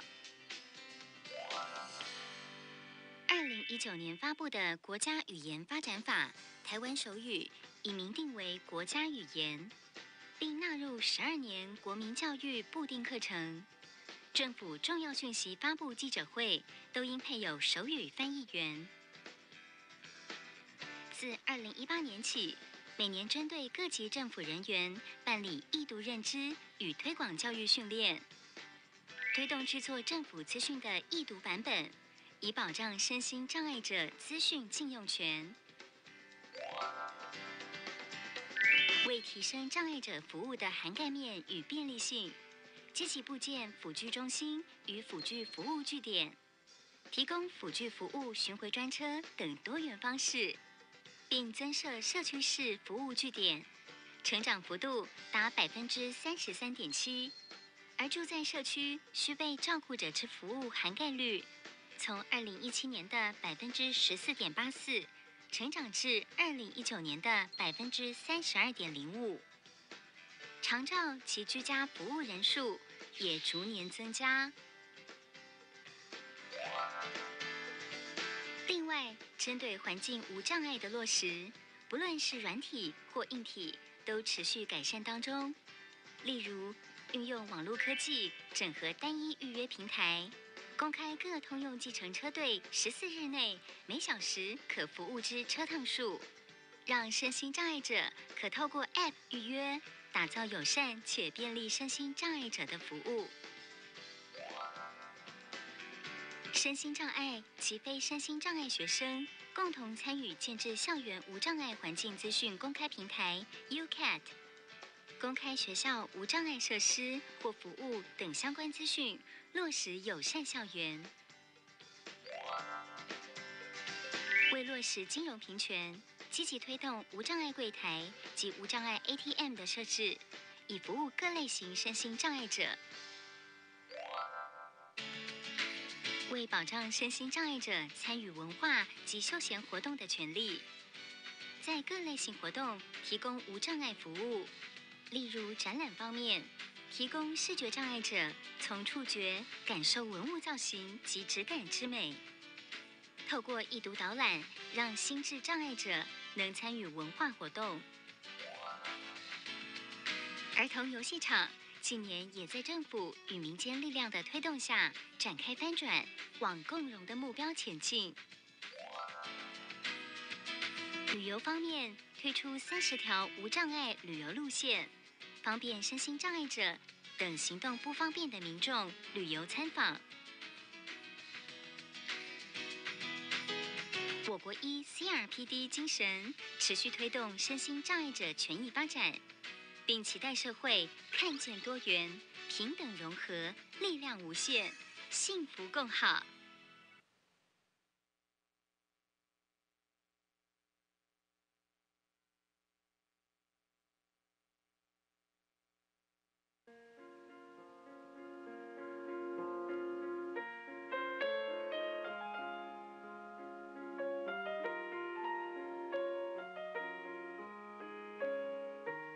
人寿保险推销员啊，房屋中介员啊，证券营业员的执照，然后保全啊，都是失败收场。我们生这种疾病，现在大部分都会害怕了。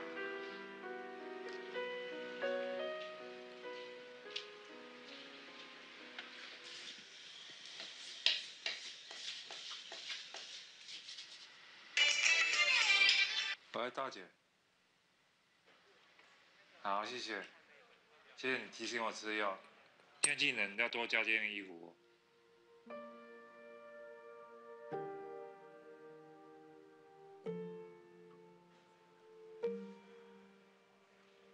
我妈是最疼我了，从小她就最疼我。什么事情只要我说我不想做，她就不会让我做。我生病是大概30岁的时候，因为病情的关系，讲话都很不客气，有时候会刺伤到我妈妈。后来我就拿了一把菜刀啊，冲到她面前说：“那你这么恨我，那你干脆把我给杀了。”我就把刀递给她。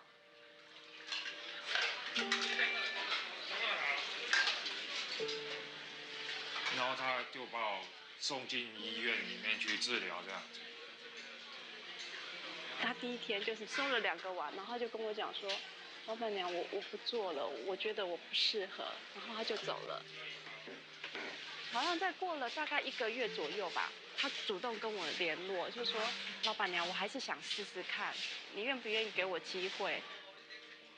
大概在8、9年前吧，我因为有一个病友，他成功的出去就业，让我很大的鼓舞。我还是不想让别人来养我啊，自己养活自己，独立自主的工作。那边要进去一点哦。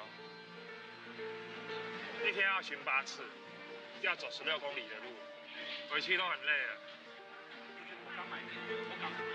师姐辛苦了。事先我一进来，没过多久就告诉我生这个病了。他说他不介意的。所以他生病的事你也都知道。但是我因为在这个社会，对，尤其你在这里上班，我一直养护他。我会希望说，让别的人也知道，我们可以从事这样的一个工作。我有一次做选举举牌的工作嘛，结果摔断了手。后来我妈刚好来看我，她那个意思就是说，我叫你不要出来工作，你就要出来工作。她根本不希望我出来工作，她希望我一直在日间疗院里面快快乐乐过一生就好。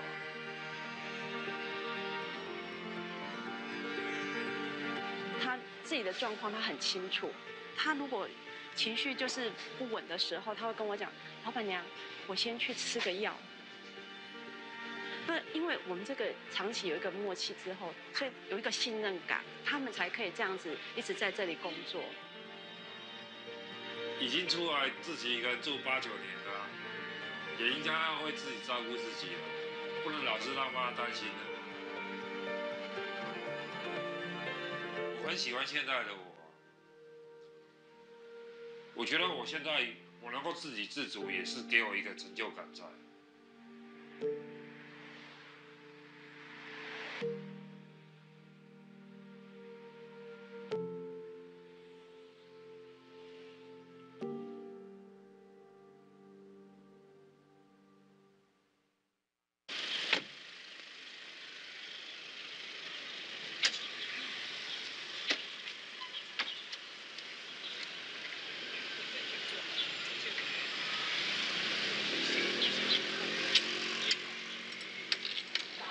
所以我等一下我是要在后面再去预备吗？后面。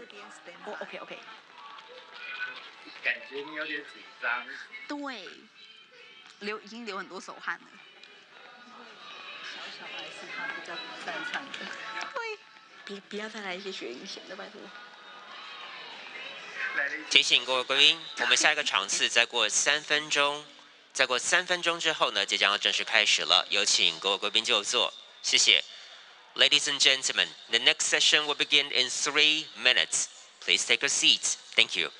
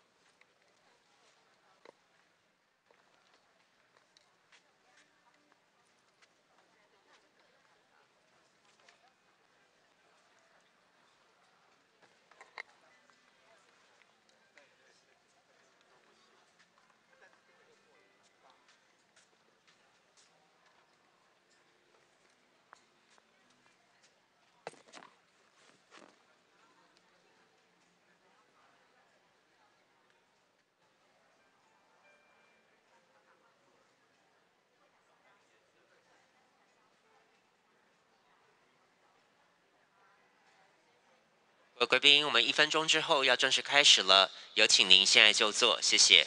Ladies and gentlemen, we'll begin in 1 minute. Please be seated. Thank you very much.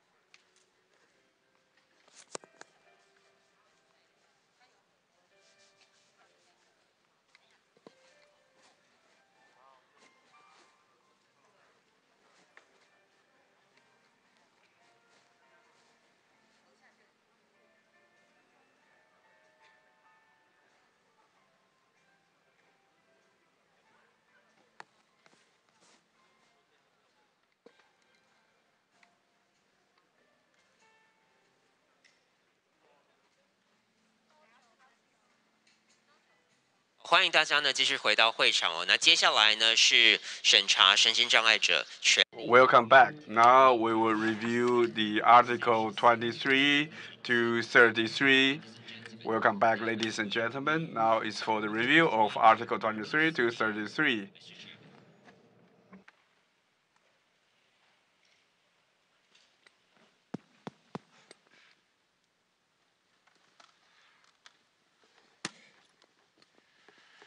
Good morning, Tajahao.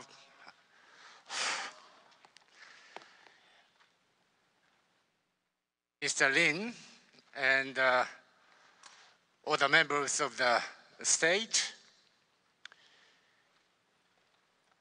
The information you have provided us, the additional information, for instance, we received yesterday, including the draft translation of the Mental Health Act, will help our work very much. And if I'm allowed, I'd like to talk about Japan's experience. Japan's the first CRPD review is taking place on 22 and 23 August in Geneva, Switzerland. Japanese government is sending 30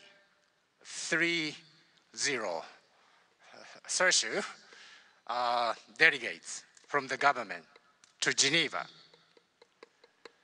So only very government officials selected can go to Geneva to have the dialogue with the CRPD committee. But in this case, in our case, we are very fortunate to have so many of you with us. I don't know if Oliver Lewis and Diane Richler can see you, but I think you're almost more than 100. We, the members of the committee, are lucky, but also I should say, you are lucky. And this helps the whole process. That is the implementation of the CRPD, which your state has ratified and promised to implement, and in cooperation with the civil society as required by the CRPD itself.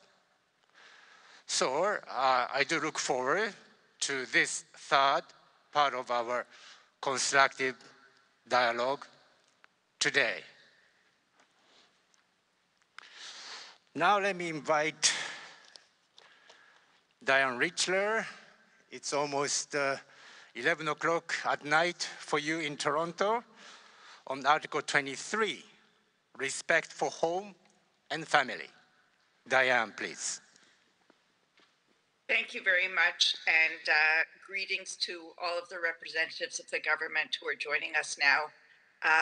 Thank you for all the detailed information that you've been providing, and I apologize in advance that we're still going to be asking you for more.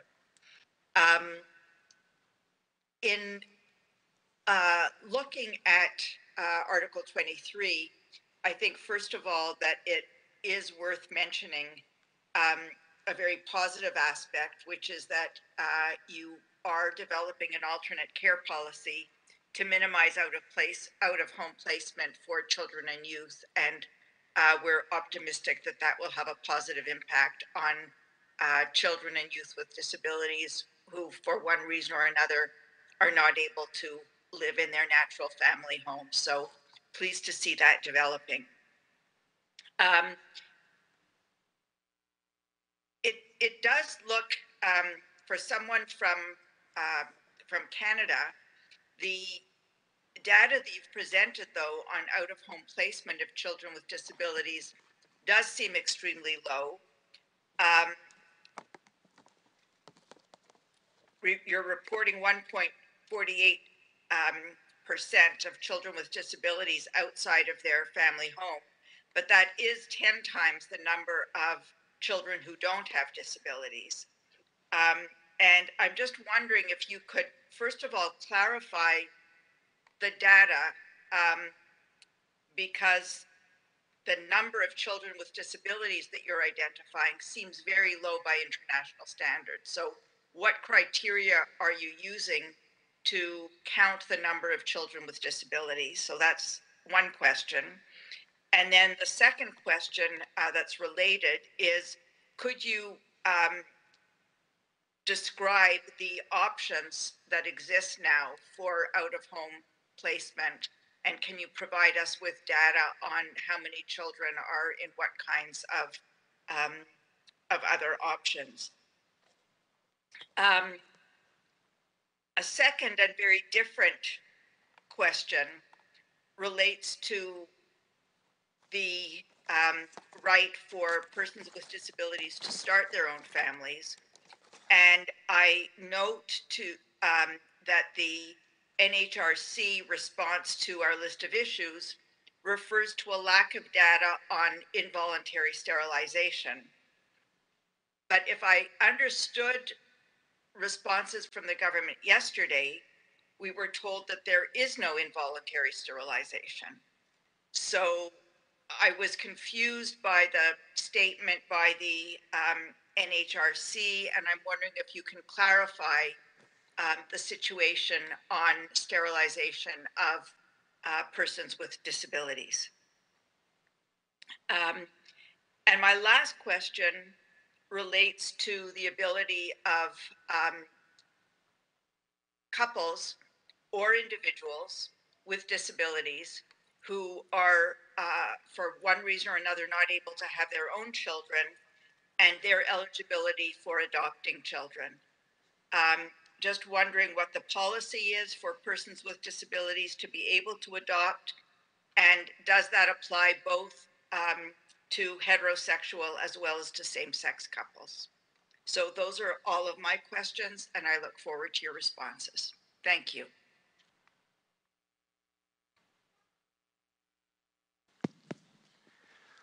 Thank you, Diane. Before I give the floor to the state, I remind myself about the ground rules following yesterday and the day before yesterday. That is, we allocate 9 minutes for each section or each article. Whatever answer you can provide within the time frame, please respond orally.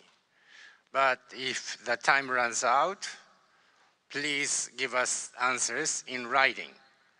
And today, I have to give you a more difficult assignment, because tomorrow we'll be finalizing the concluding observations. So we do appreciate it if your answers, we can get your answers by noon tomorrow. And also, as agreed in advance, the answers from the National Human Rights Commission we are going to receive in writing. Now, let me invite the state to respond. 请政府代表在会议之前呢，先举手呢，请您起身哦，这样我们摄影机才能找得到您。同时也介绍一下您的单位，谢谢。卫生福利部This is Social and Family Affairs Administration. As regard to the children's care, I really appreciate your concern about our active. Actually, with regard to the children's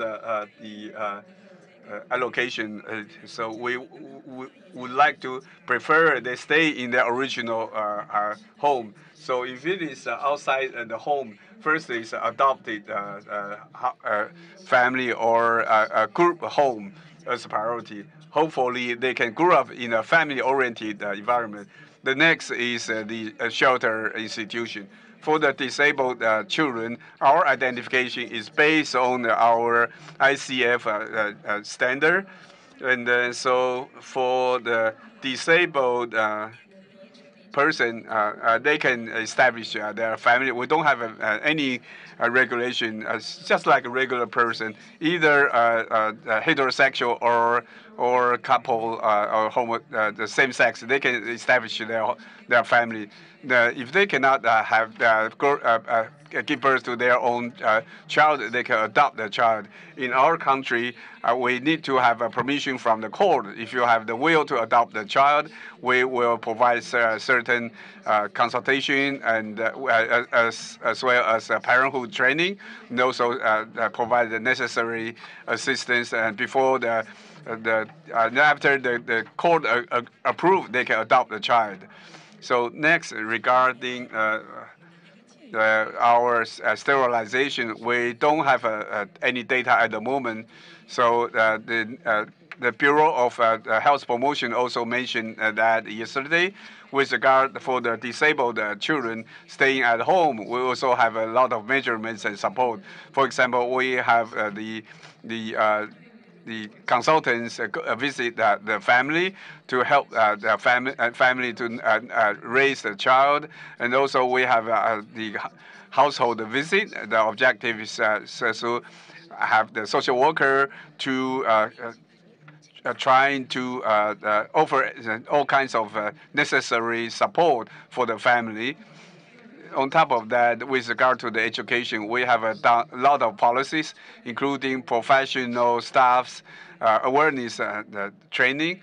We have prepared a lot of easy reading material, including the pregnancy or delivery and raising the child. We would like to have all kinds of understanding and knowledge for the disabled person, and also the healthcare professional can understand the need of a disabled person to offer necessary support. Thank you.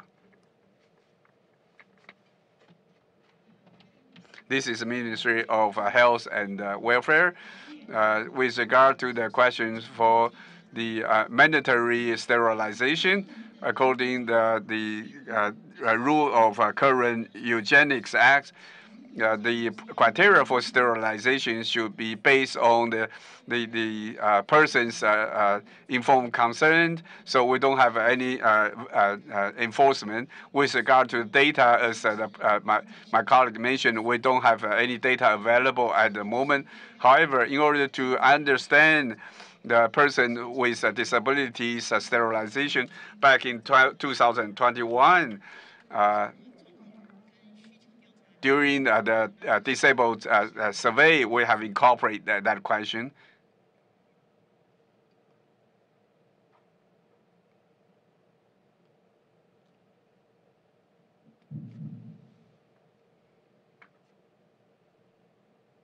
Much. May I? Is there time for me to just clarify one question if it can't be answered now? Sure, if you go get ahead. The information? Sure, go ahead. I'm still here. I understand that you're using the ICF standard for identifying disability, but can you explain why your prevalence numbers are so much lower than international norms? If I understood correctly, that you've identified a very small number of children as having disabilities.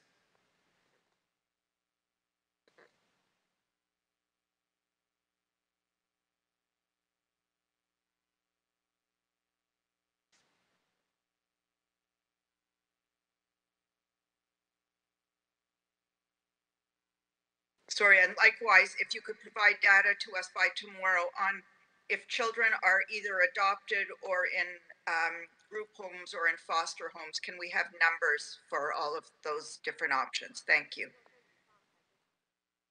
Thank you. So we look forward to your answers in writing tomorrow.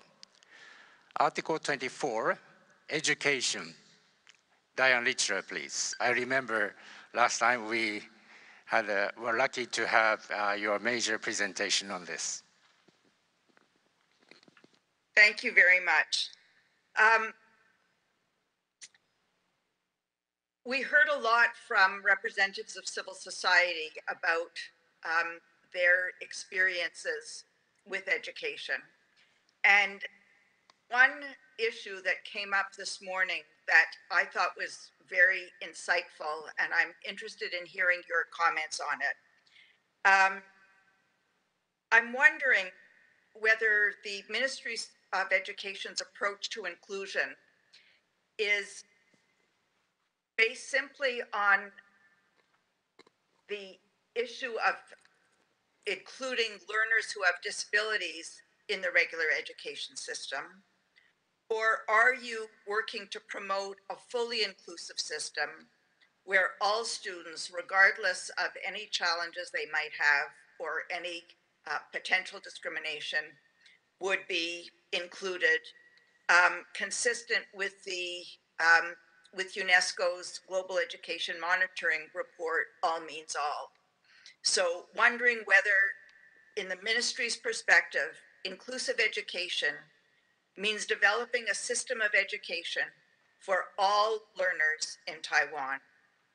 Or does inclusion to you, is it simply a program to include learners with disabilities? Related to that is the role of special education, because the role of educators who have particular expertise to assist learners with disabilities is very different if you're only thinking about providing support to learners with disabilities, or if you're thinking of how to provide support to teachers in a fully inclusive system. So I'm wondering if you can clarify that. There was also some issues raised by civil society about the different certificates that enable persons with disabilities to access different supports.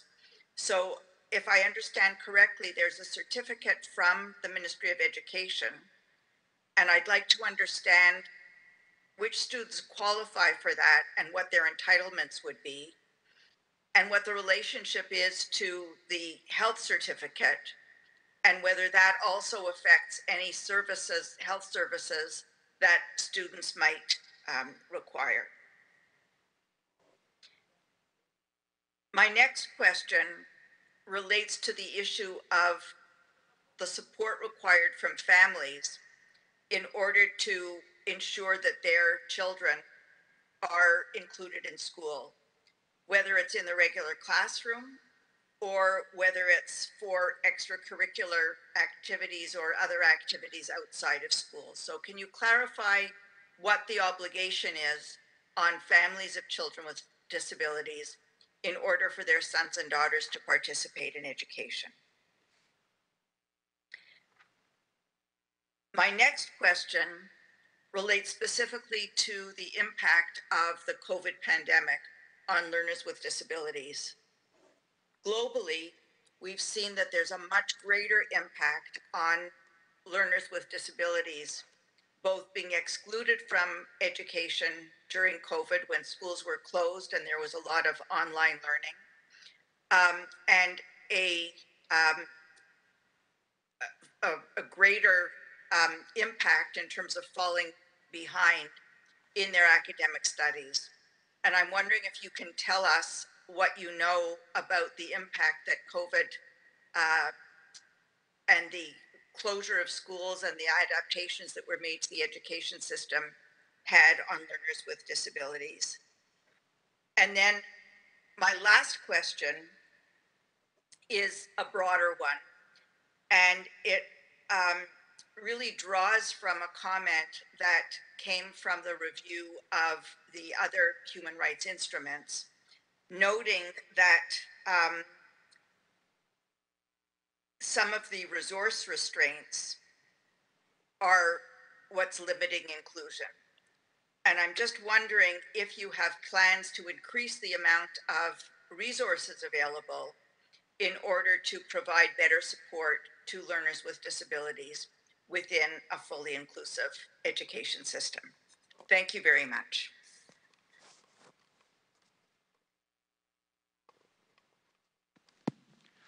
Thank you, Diane Richter. I invite the state to respond.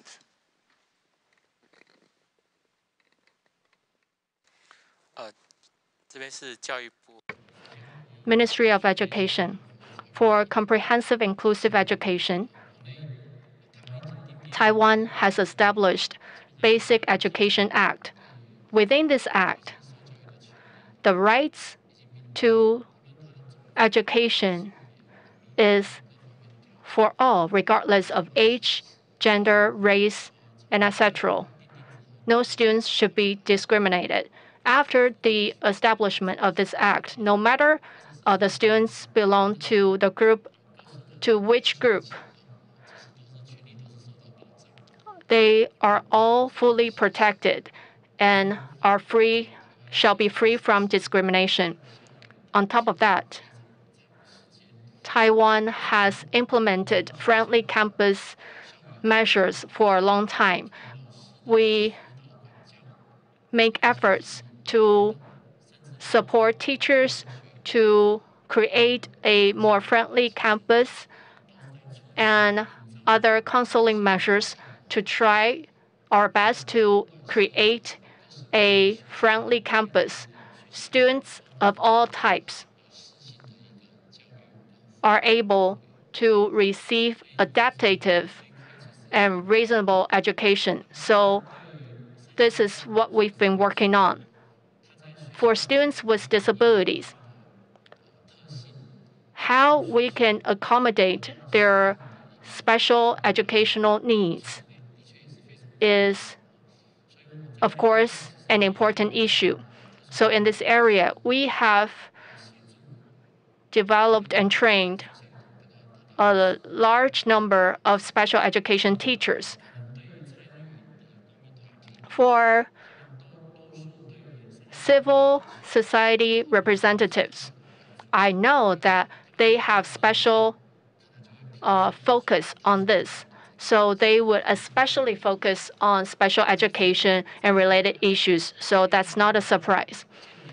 As for certificate, indeed, according to Special Education Act, the identification of students with disabilities are more aimed at educational needs to identify whether such students need service of special education. So our identification is more based on educational needs instead of medical needs. So for students with learning difficulties, they may not get a certificate for medical health, but indeed they have great difficulty in learning and education. So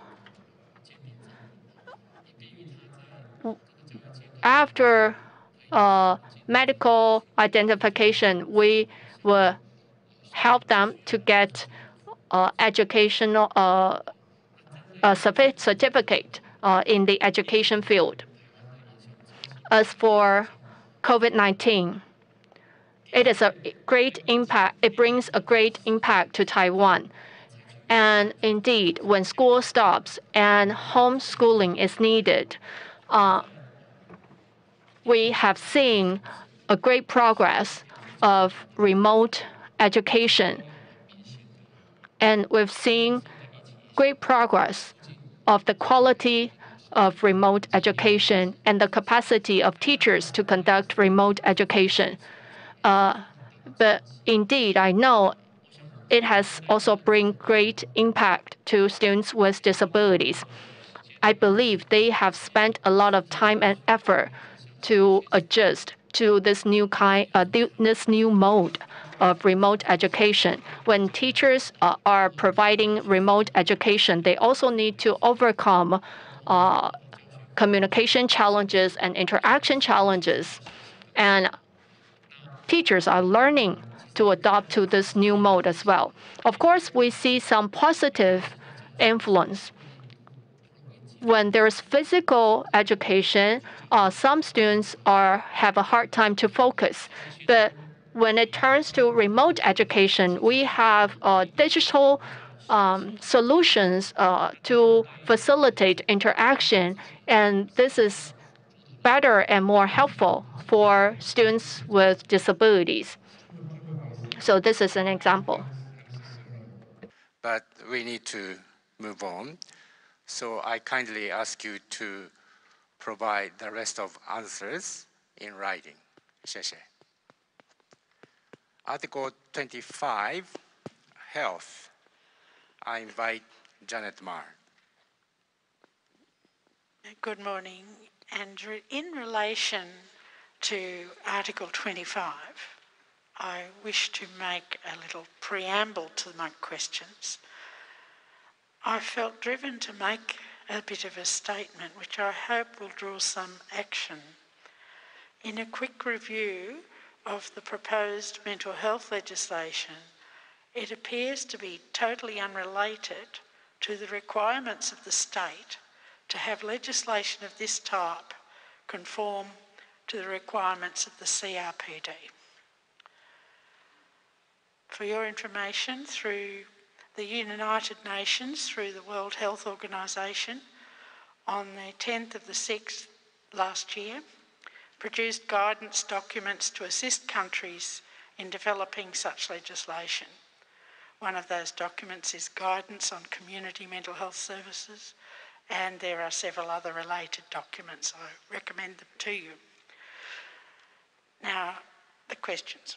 In relation to the proposed revised mental health legislation, where a person is involuntarily hospitalised, do the amendments make provision for an individual discharge plan? And does that include return to community living?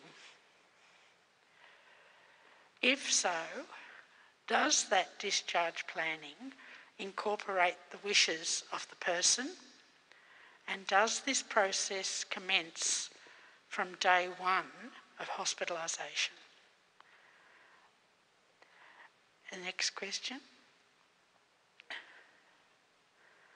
In this question, we seek clarification around COVID-19 protocols as they impacted on people with disabilities and currently do impact.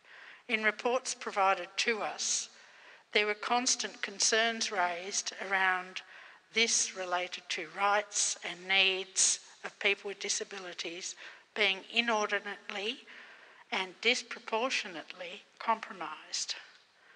By way of example, persons with severe and profound disabilities who contracted COVID-19 and were admitted to isolation wards were deprived of means of accessible communication, accessible bells, rendering them incapable of conveying needs. There were no professional caregivers available in the wards to provide assistance in accordance with disability needs for basic living and body positioning assistance. This raises concerns around dignity and health of the person concerned, and so on and so forth. Reportedly, on another matter, there's a lack of unified and coordinated mechanisms between the prisons of the Agency of Corrections and hospitals.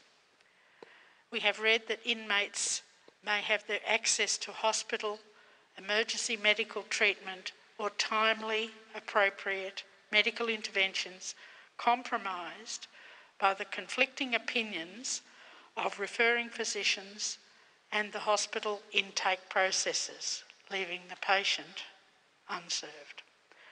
I'll leave it at that. I could go on with several others, but I think that's sufficient. I'd like some answers. Thank you. Thank you. Let me invite the state to respond.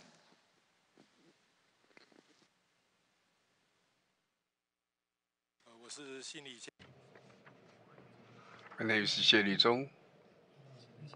I would like to comment on the Janet's question regarding the Mental Health Act. I have to confess that at the moment here in Taiwan, when we implement the Mental Health Act, including the legislation, we cannot fully incorporate the spirit of CRPD, such as to abolish the involuntary treatment.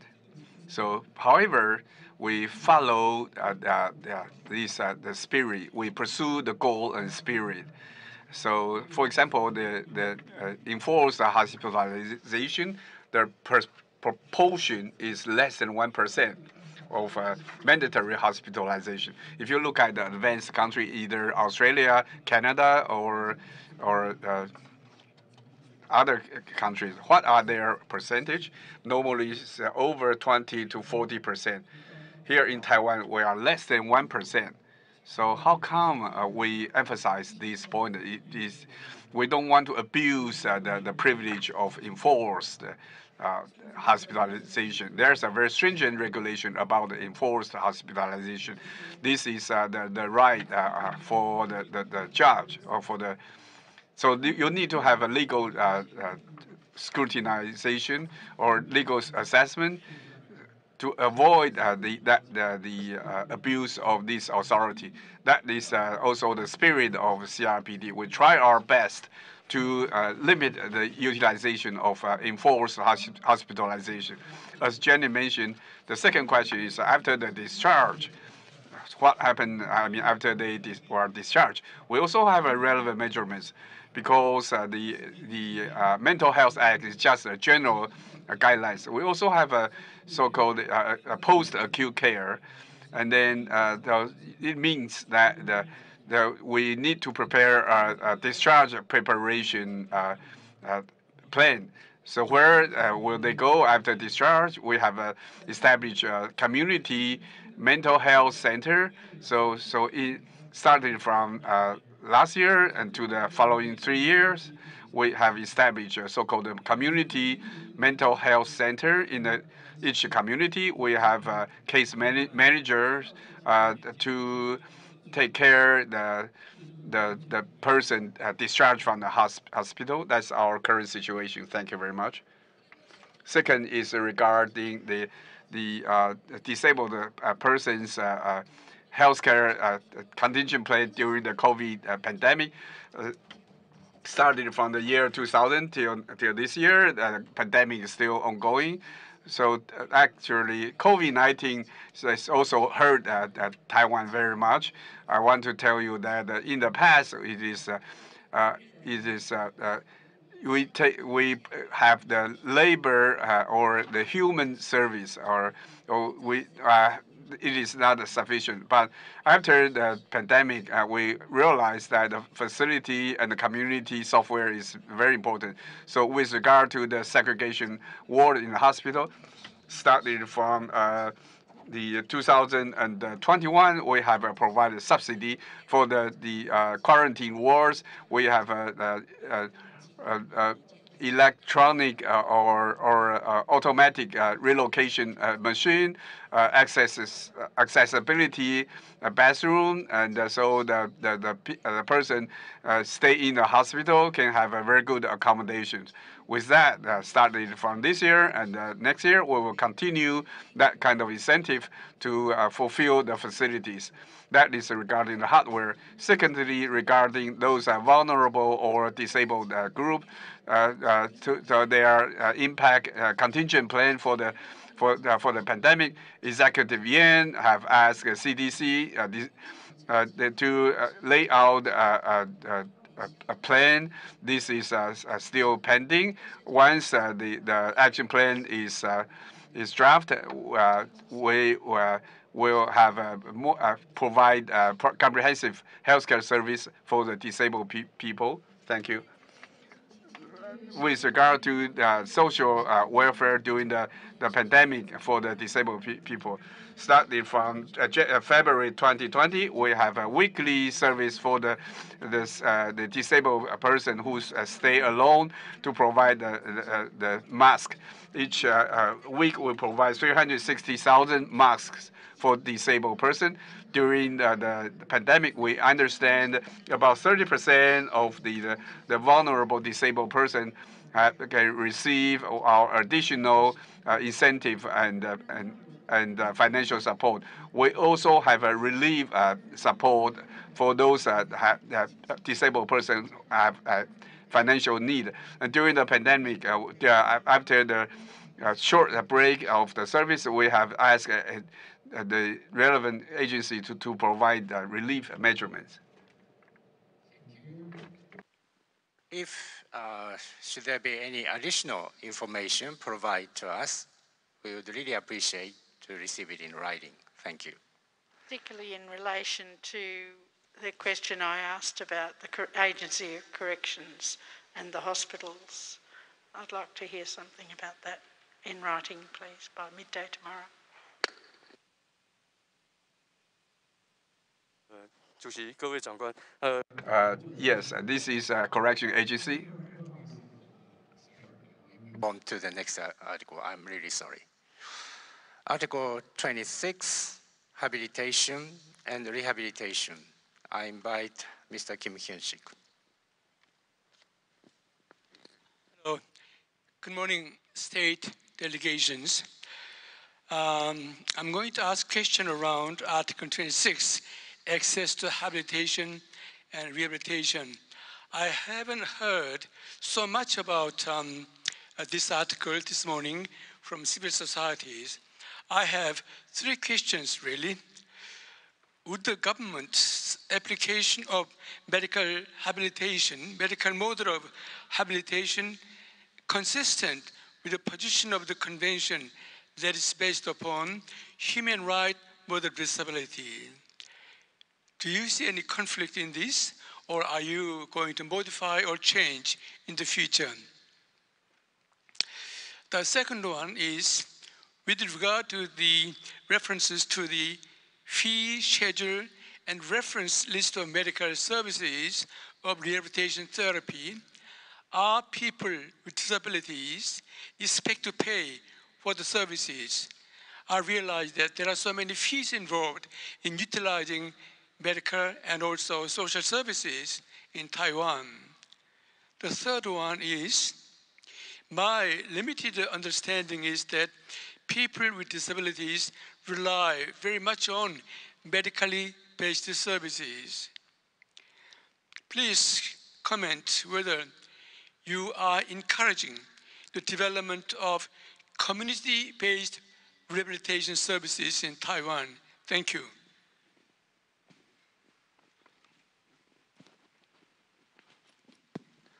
Thank you. I invite the state to respond.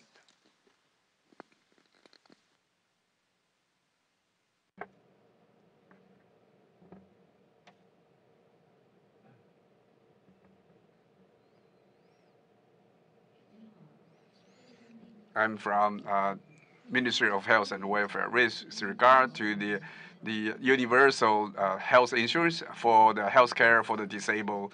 With regard to Article 40 and 41 from the National Health Insurance, we have provided relevant service, including physical, occupation, and linguistic and mental social rehabilitation. For the social rehabilitation, including physical, the injury, as well as the mental assessment, as well as the behavioral therapy, they are all covered by the rehabilitation service. With regard to the service for the disabled person, we wish they can recover their basic function. So with regard to the basic rehabilitation, for the data in 2021, we have 122,000. They have 442,000 disabled person received that. So either in the hospital or in the clinic, we have a special requirement. The requirement including that the corridor or barrier-free toilet and relevant service. They are all covered in our healthcare institution review assessment requirement. Secondly, in order to enhance the awareness of the healthcare professional to know the demand of disabled person, so we have authorized the right of a disabled person to train the healthcare professional to enhance their sensitivity.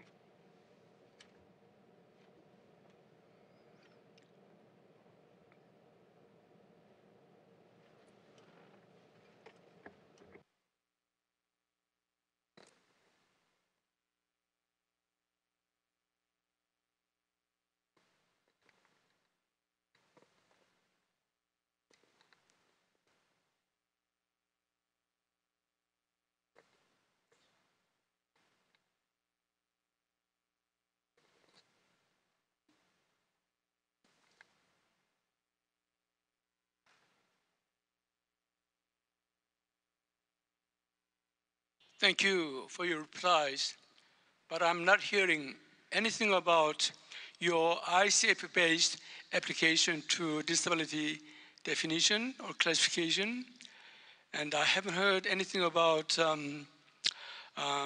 CBR, community-based rehabilitation services. You mentioned about the deduction for getting services. That means people still pay. I'm wondering whether there are any people with disabilities left out, excluded, or not getting services because they cannot afford. Deduction is not free service. Somebody has to pay. Thank you.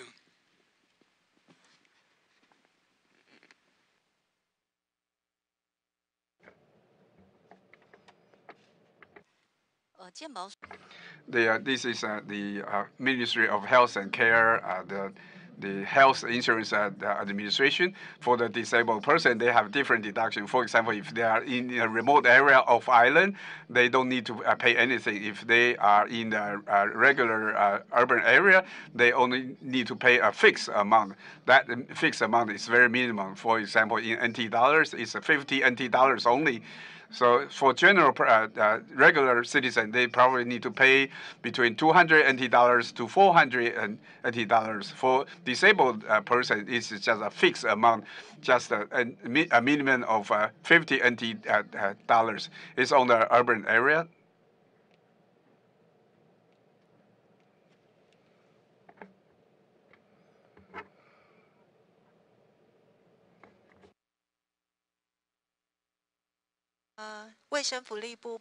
This is the Ministry of Health and Welfare. With regard to the healthcare, we also have additional service to make sure that disabled person can receive full support of their national health insurance.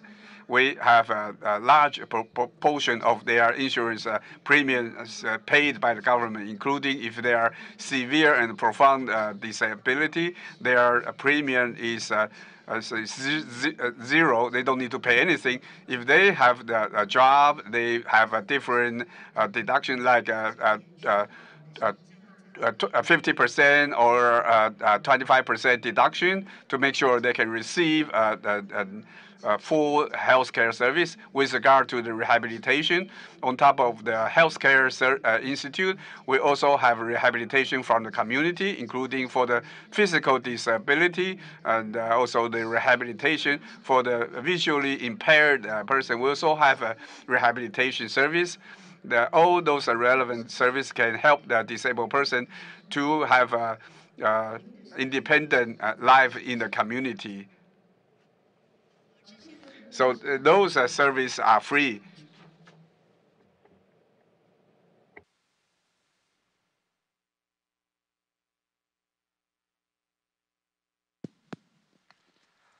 Thank you. If there's any additional information you wish to kindly share with us, please give us in writing. Thank you. Article 27, work and employment. I invite Mr. Oliver Lewis in London. Thank you very much. The review committee has heard a few dire stories of discriminatory denial of jobs to disabled people, both in the technology centre and well beyond that centre. That obviously has an impact on poverty, and dare I say it has a national economic impact as well. The fact that the denial of reasonable accommodation is a form of unlawful discrimination was raised by our colleagues, the IRC, in 2017. But we heard this week that the government has said that citizens need to wait until 2024 for a new equality law. So my first question is, why can't the government, in the next couple of months, introduce an amendment to the Employment Services Act, setting out the various different forms of discrimination, including the denial of providing reasonable accommodation, and then provide a period of 6 months to roll out awareness raising to employers as well as persons with disabilities? I have two other questions, but I'm going to wait for an answer to the first one, please.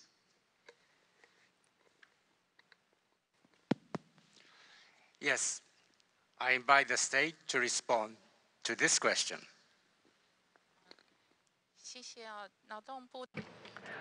Ministry of Labor, thank you very much for your question.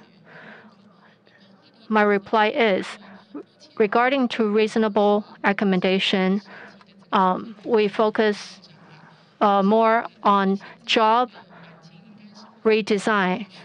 And based on the current situation, this will not meet the actual need. So we understand the need of reasonable accommodation. We also know that job conditions, like work contract and etc., are all involved. There are many factors involved.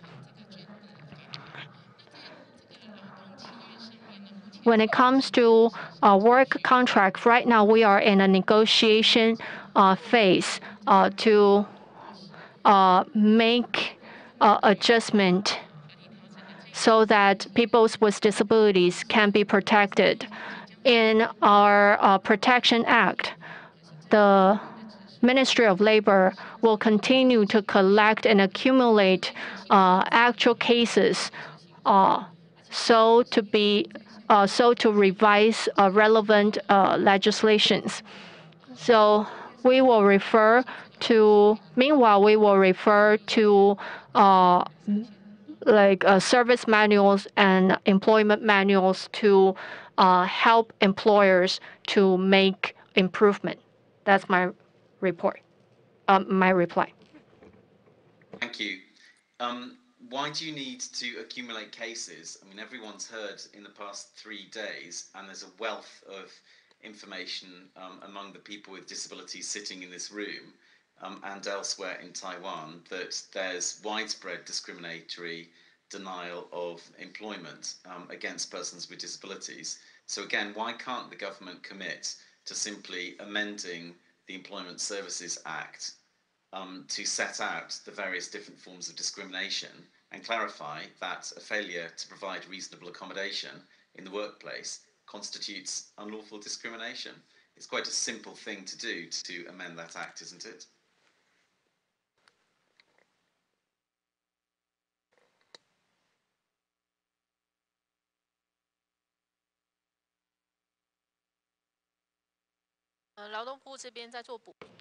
Ministry of Labor.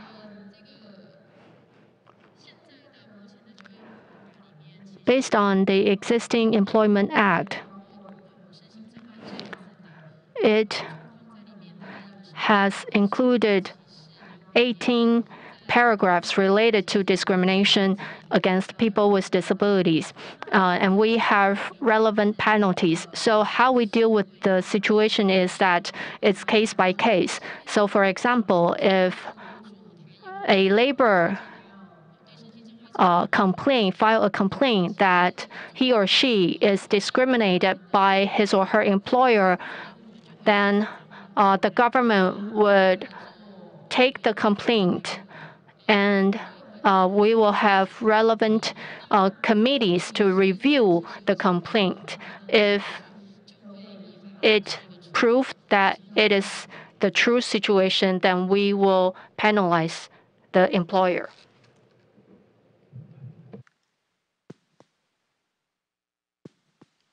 Thank you. Oliver, I need a request. For me, you speak too fast and too eloquently, so please speak slowly. Thank you. Okay, thank you. I think that response is more wishful thinking than the reality. What we've heard, data that the National Human Rights Commission has told us, is that 39% of unemployed persons with disabilities report experiencing unfair treatment when looking for jobs or participating in job interviews. And the latest data from 2019 is that there were only 28 complaints associated with discrimination against persons with disabilities filed with local labour authorities, and out of those, only 2 cases were upheld. So there does seem to be an enormous discrepancy between the theoretical and illusory access to justice available for persons with disabilities who feel that they have been discriminated, rather than that mechanism being practical and effective. Do you have any comments on that?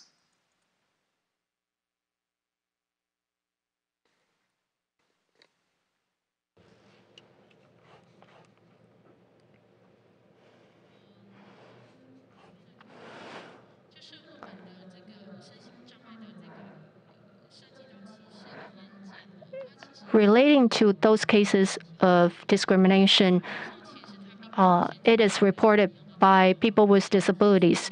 The legislation doesn't say that what kind of circumstances cannot be reported or not. So in other words, as long as a labor feels like he or she is discriminated, or during the recruitment or interviews, if he or she feels like he's discriminated or in act is discriminated, then they can file a complaint. So the numbers that you said is that the numbers you said reflect the actual number of complaints that the government offices has received, but we didn't say that they cannot file a complaint. Low numbers clearly indicate to everyone, surely, that the process is ineffective. It doesn't provide a proper mechanism. Otherwise, you'd see a much greater uptake. So the situation, in summary, is that probably hundreds of thousands of people with disabilities in Taiwan can't access jobs because there's no requirement on employers to provide reasonable accommodation. And then they can't do anything about it because the mechanisms that exist simply don't work. So they are stuck. Do you have any comments?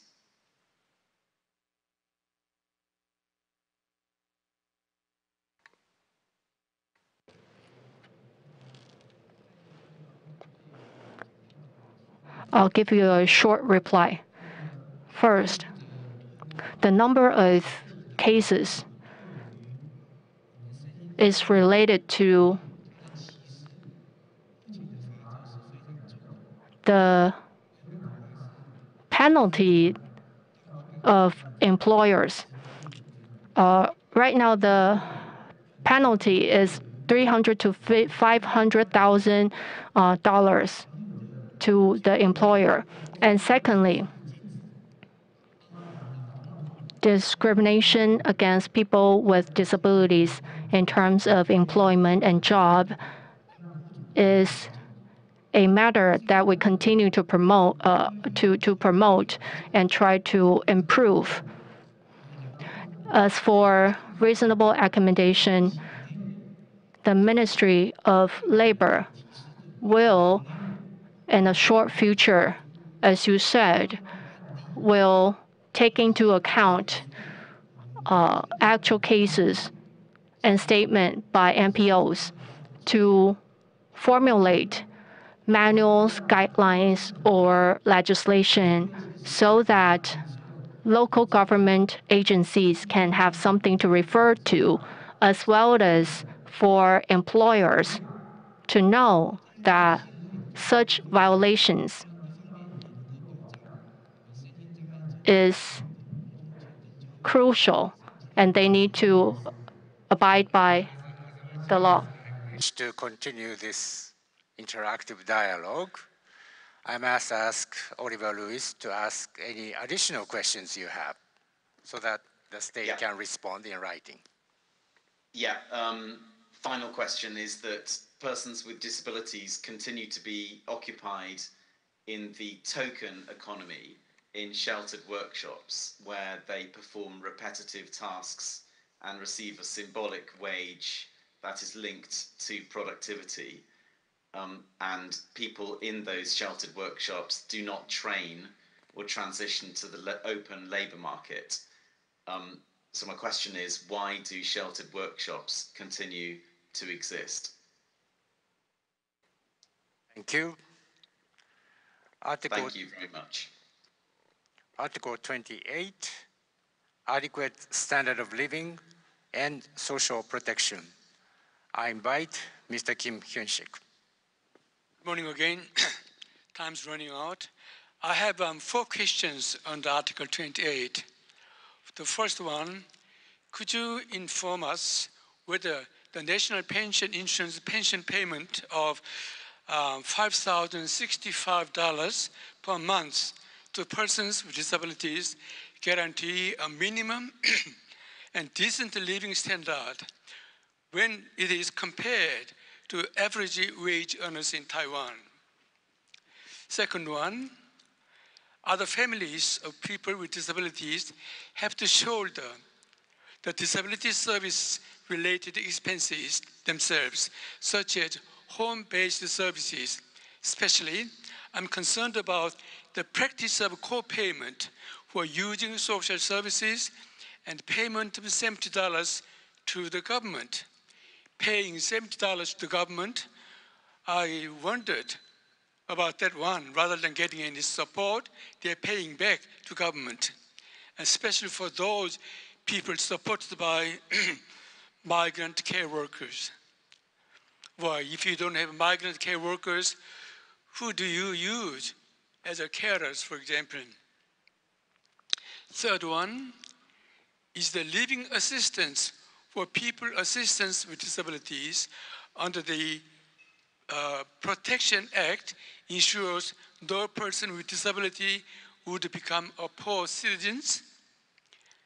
The final question, am I correct to understand that there is no specific data to indicate how many people with disabilities live below poverty line in Taiwan? Thank you.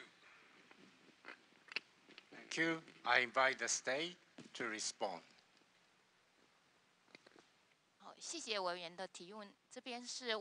Thank you for your question. This is Social Insurance Department of the Ministry of Health and Welfare. In relating to the pension, $5,065 is a minimum payment to people with disabilities. Not every person with disabilities is taking this amount. So for the national pension,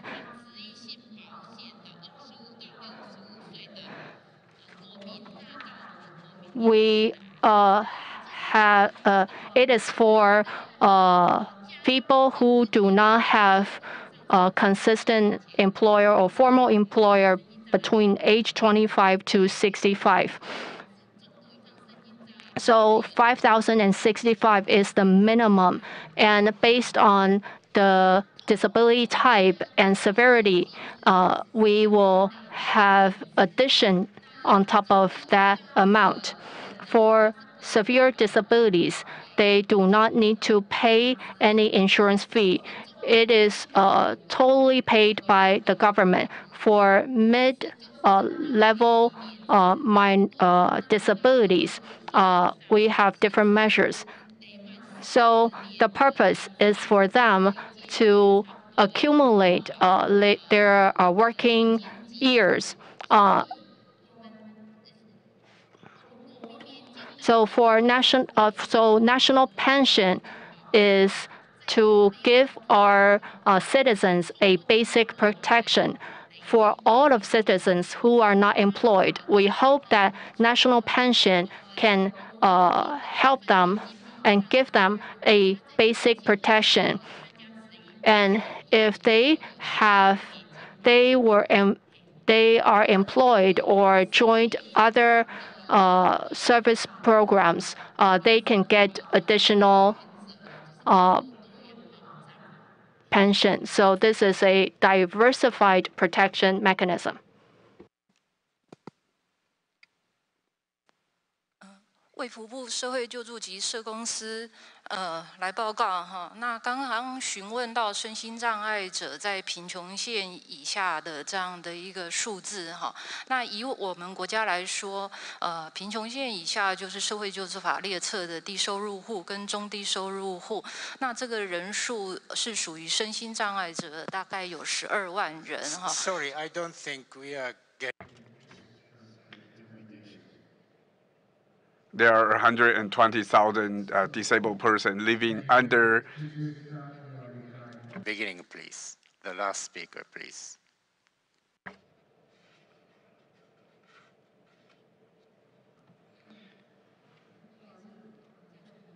Allow me to repeat my answer. That is, for the disabled person who live under the poverty line, basically our poverty line means a low income and a medium low income family.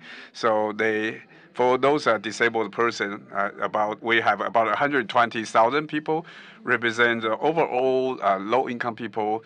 They represent about 20% of the total numbers. On top of the receiving the disabled incentive, they also can receive the pension for disability.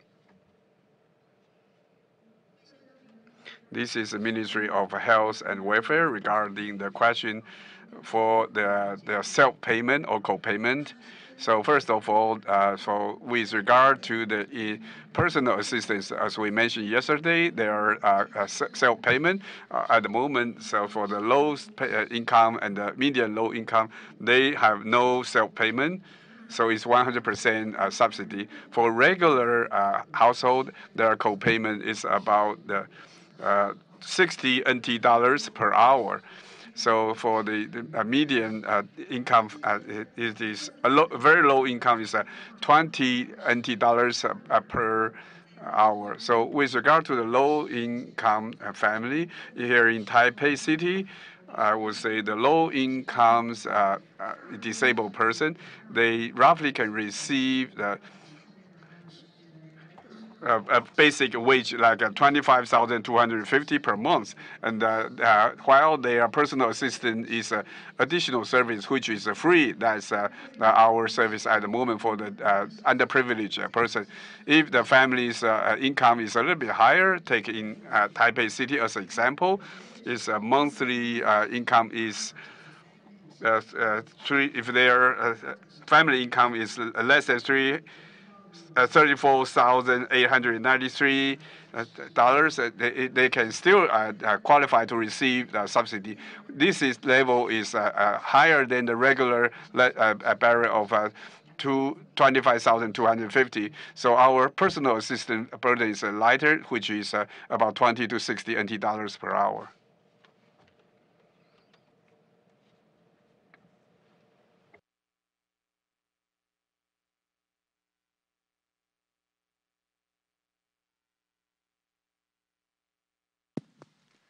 Thank you very much.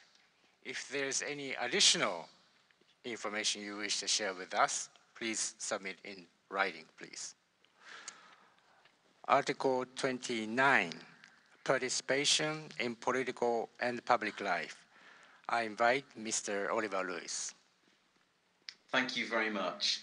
First question, when will people with disabilities who are under guardianship be allowed to vote?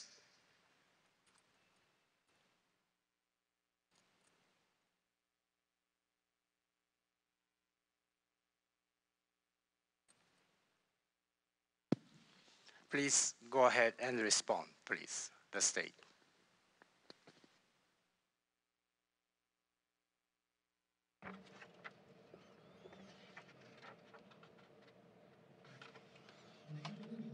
This is the Ministry of Interior.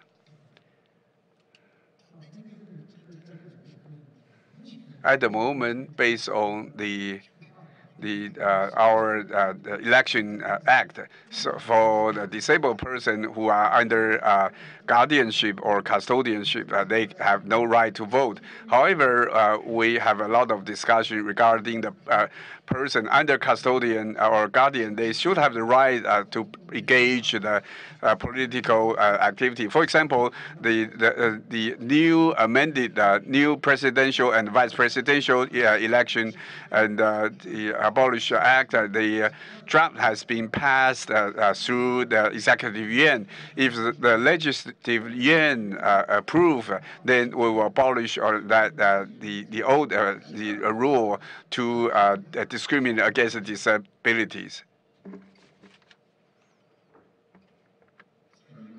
When will persons under guardianship be allowed to vote? I don't think that was answered.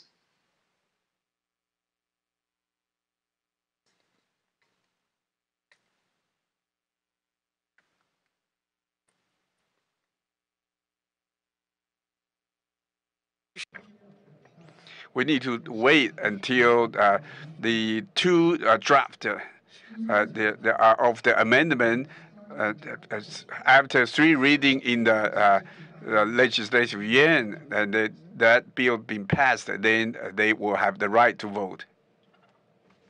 The government going to introduce that amendment to the legislative yuan, or has it been introduced to the parliament already?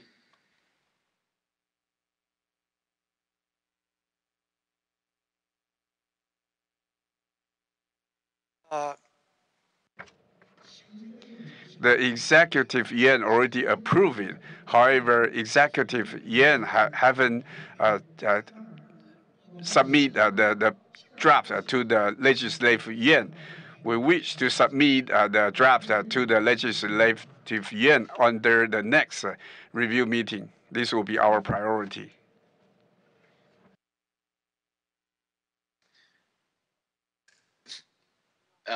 Sorry, by the next review meeting, you mean, what do you mean? What would review meeting?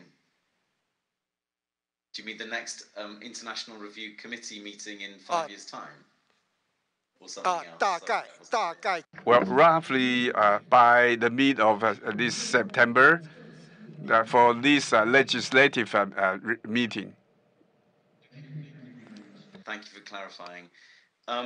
In terms of the ability, the practical ability for persons with disabilities to vote in elections, one of the easy ways for that to happen in many countries is by the use of postal votes or voting in proxy. Are those methods available in Taiwan?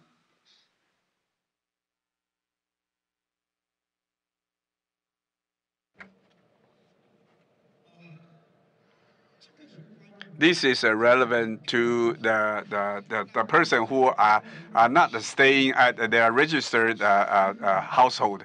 So the applicable scope and the persons are for they when they does not live in their household registration district. So we need to consider the format when people are trying to vote outside of their registered household district.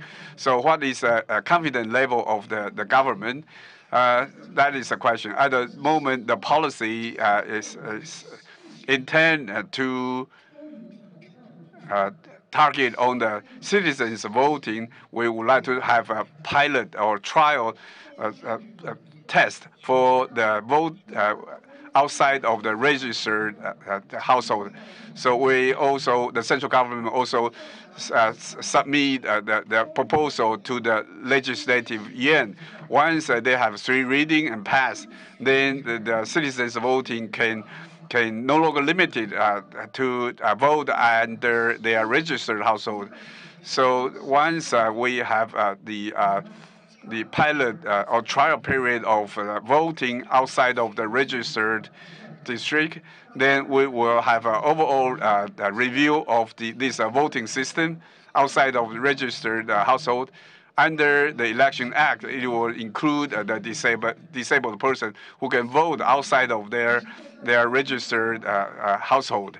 So with regard to the current voting for the outside of the registration, it does not cover so-called the remote mailed voting, but it is like a so-called transferred system. The question was not in relation to people voting outside their registered district, but rather inside it. There are plenty of persons with disabilities who, for mobility issues or maybe psychosocial issues, cannot leave their home and in order to go and vote. So some form of postal or proxy voting would be the reasonable adjustment or accommodation that they would need in order to participate in political affairs. Is that something that's being considered by the government?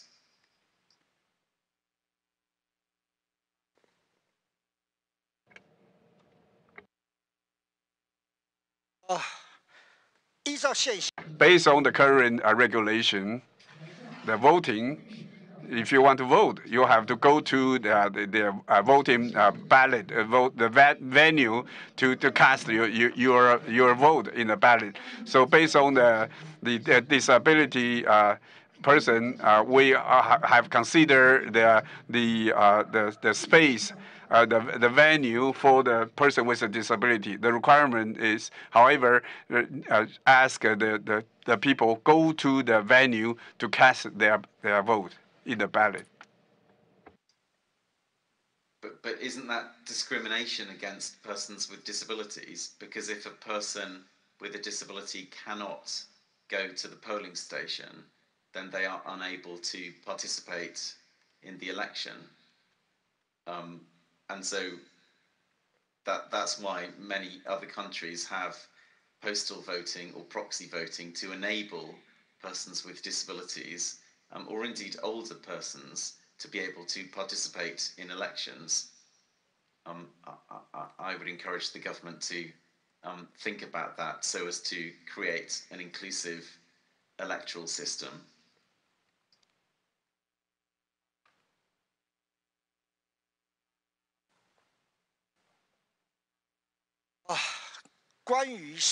With regard to mail the ballot to the voter in advance, there are certain problems or issues. First of all, their privacy, whether we can protect their privacy. Secondly, whether the vote is out of their own will or under the influence of other people. So we need to have a comprehensive consideration about above two issues. So the mail order is one of the option for the non-registered voting. We are reviewing how to apply the voting outside of the registered household. So now, if that bill has been passed, it will also cover disabled persons. Nowadays, we don't have a so-called remote voting, but so-called we have a so-called transferred voting. Thank you for the answers. Thank you, Oliver Lewis. We move on to Article 30, participation. If you have any additional questions, please ask at this time on Article 29.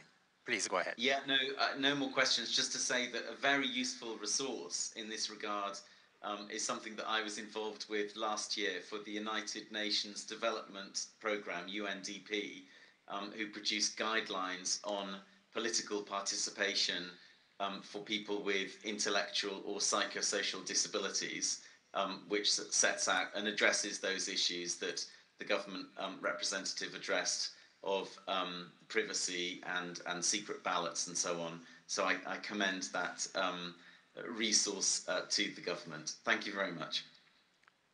Thank you. Article 30, participation in cultural life, recreation, leisure, and sport. Personally, this is one of my favorite articles. I invite Oliver Lewis.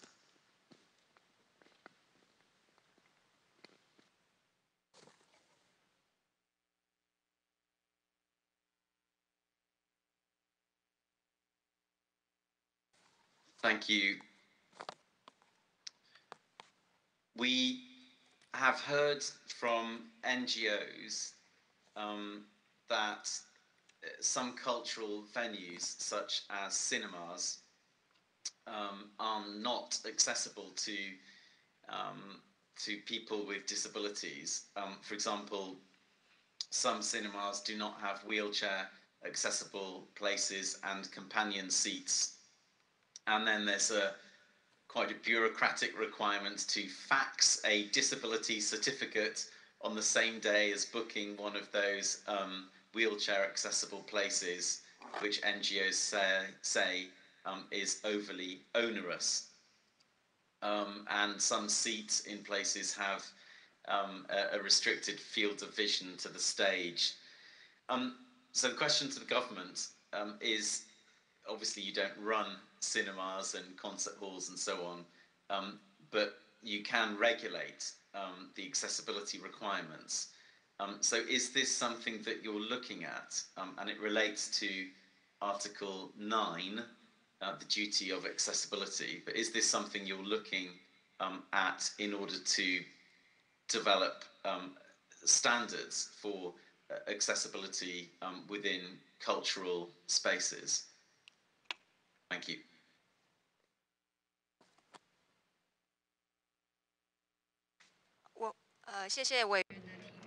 Thank you for your question.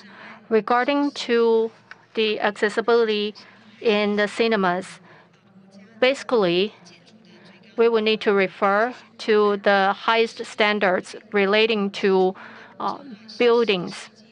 So we will refer to the design specifications of the buildings. And for the Ministry of Culture, every year we will ask cinemas to apply to our assessment. As for design specification of buildings, the arrangement of seatings and the visual arrangement for those seatings will also have relevant requirement. So in our annual assessment to the cinemas, we will also we not only have annual assessment to the cinemas, we also have annual assessment to local governments in regard to cinemas and cultural venues. So this is our current measures for your reference. Next question. We have heard that there is no requirement in law for public sports facilities to provide facilities that are accessible to persons with disabilities. So my question there is that true? And if yes, why?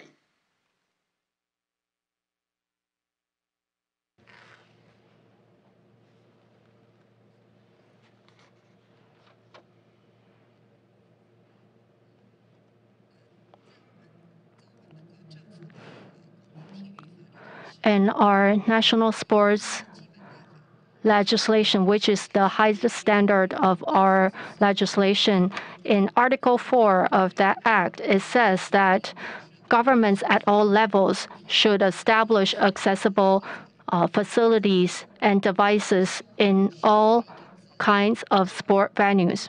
And there is another act relating to this field. So when a sport venue is established, not only that venue need to conform to the standards, design standards of buildings, it also need to conform to the related accessible standards. And right now, we have different development plans to assist local governments to improve sport venues, including accessible ramp, passages, restroom,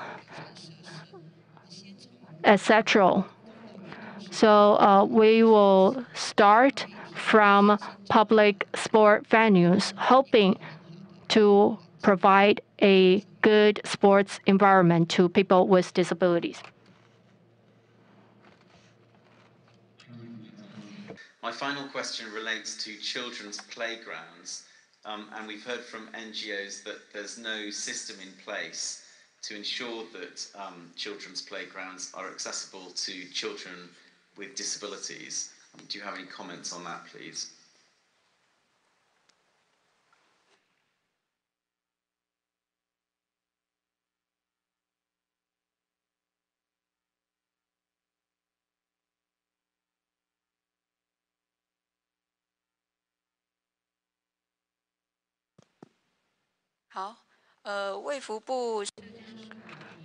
All right, the Ministry of Health and Welfare for inclusive playgrounds. We know there's a need for inclusive playgrounds. So in September last year, we have consulted related experts and scholars and initiated to collect research and studies and documents from around the world to formulate a guideline for inclusive playgrounds. And of course, we have invited representatives of people with disabilities, children with disabilities, vocational training experts to join the discussion.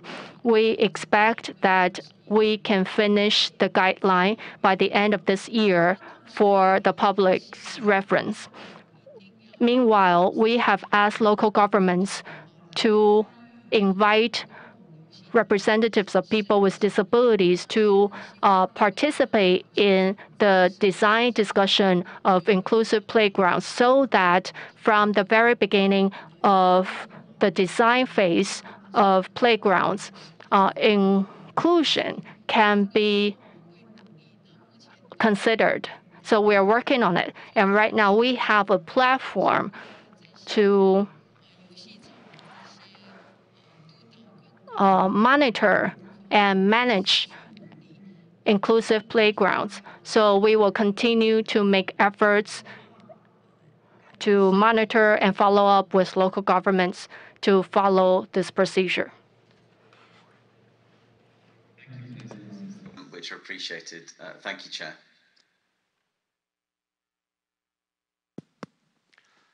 Thank you. Should there be any additional information you wish to share with us kindly, I ask you to submit in writing. Thank you. Article 31, Statistics and Data Collection. I invite myself, and I understand, as agreed before, National Human Rights Commission will give us the reply in writing. The question is to the National Human Rights Commission is how are you going to collect data on the overall implementation of the CRPD, particularly in cooperation with the civil society, including organizations or persons with disabilities. And now let me ask Ministry of Health and Welfare in particular. Now your system, I'm talking about your state, you have the National Human Rights Commission, which is a great step forward. I mean, its establishment. And also, you have the new framework within the executive branch, executive UN, the new Department for Human Rights and Transitional Justice. So how are you going to coordinate with new department for the collection of data and the statistics regarding the implementation of the CRPD, particularly in cooperation with the civil society and organizations or persons with disabilities? As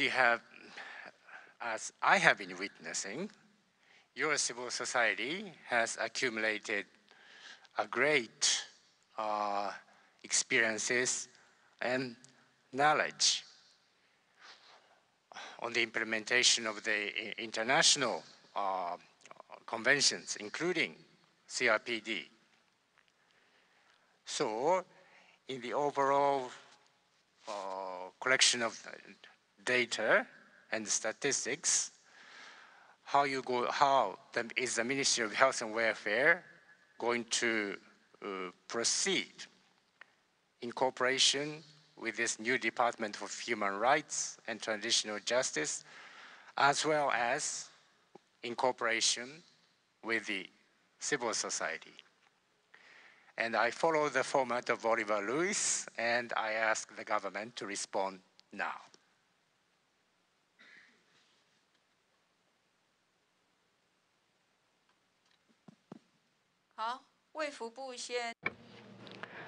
Ministry of Health and Welfare. With regard to all information related to people with disabilities, when we collect data, our Social and Family Affairs Administration would also ask other departments and agencies to help collect the information. As for existing statistics database or template, we have also asked relevant government departments to collaborate with us, and we will conduct a regular follow-up. So we will make our efforts to ask different departments and ministries to collaborate with us. As for inter-ministry or interdepartmental collaboration, we will discuss relevant issues in Executive Yuan's dedicated committee.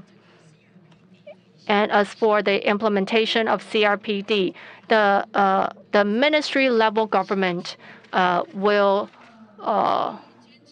monitor the implementation of the CRPD. As for Human Rights and Transitional Justice Office, we definitely will continue to collaborate with this organization. So this is my simple reply at this moment. Thank you very much. And on this article, I invite Mr. Kim Hyun-sik for questions.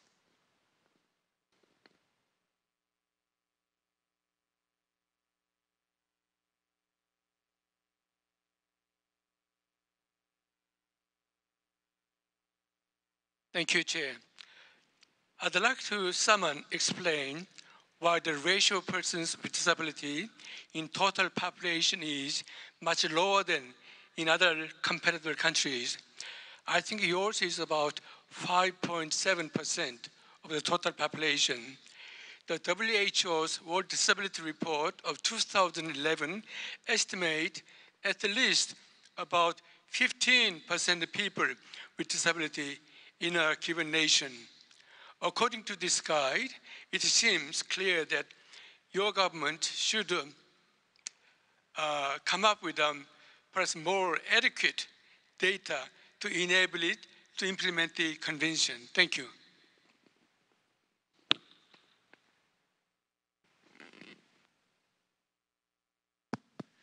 I invite the state to respond.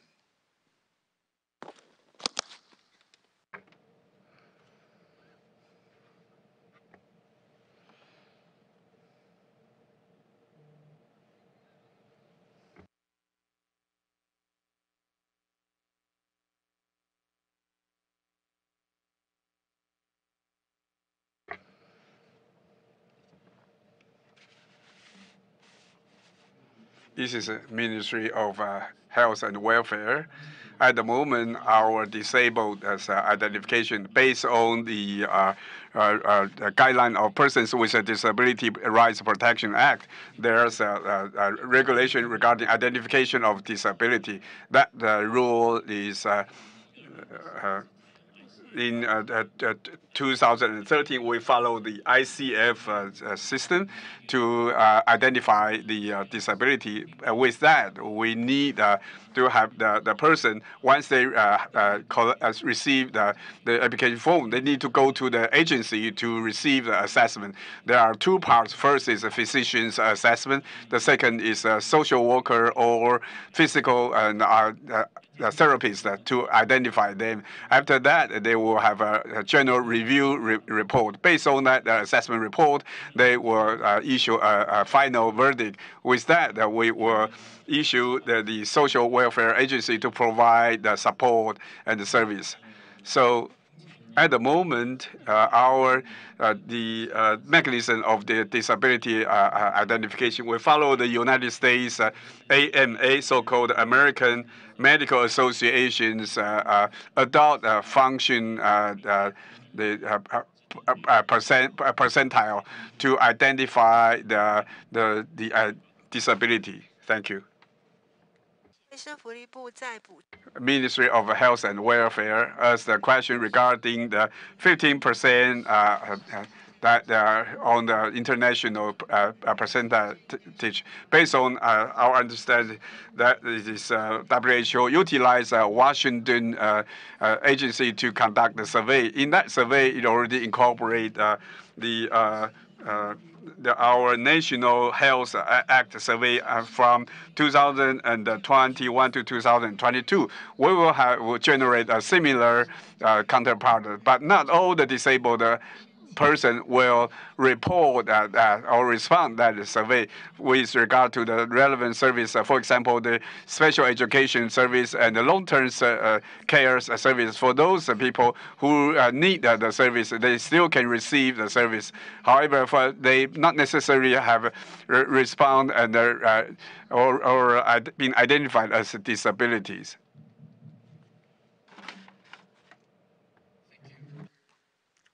Article 32, International Cooperation. I ask Mr. Kim Hyun-sik for questions.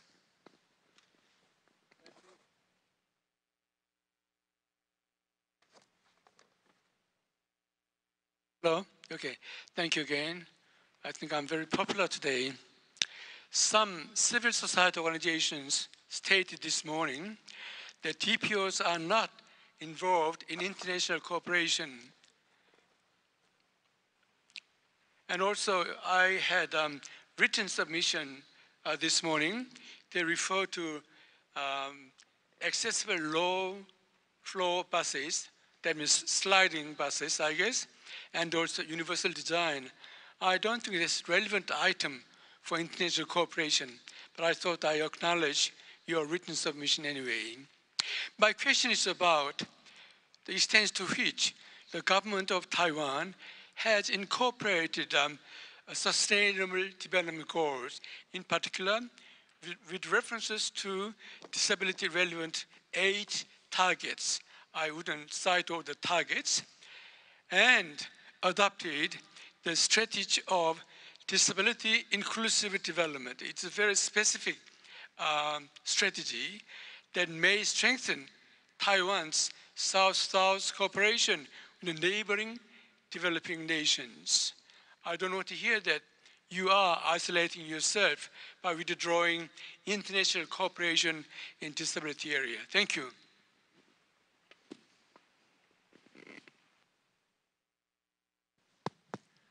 I invite the state to respond.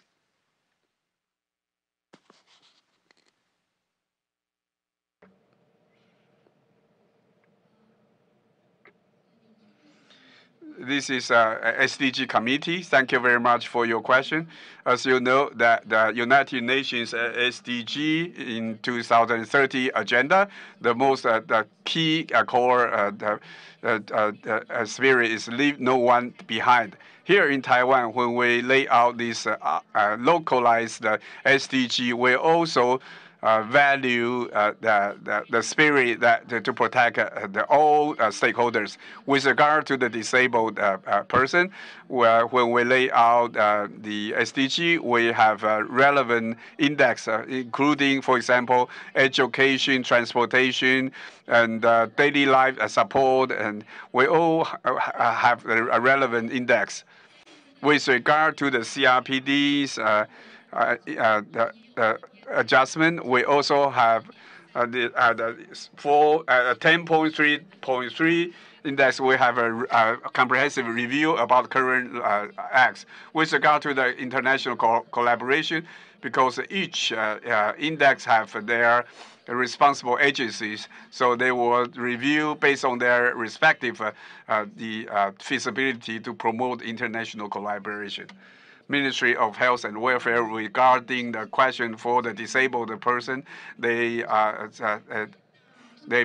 participation about the decision and layout of the act. With regard to the Disabled Protection Act, when we make necessary amendment, we will always invite the disabled person, especially for the visually impaired person, to engage the policy making.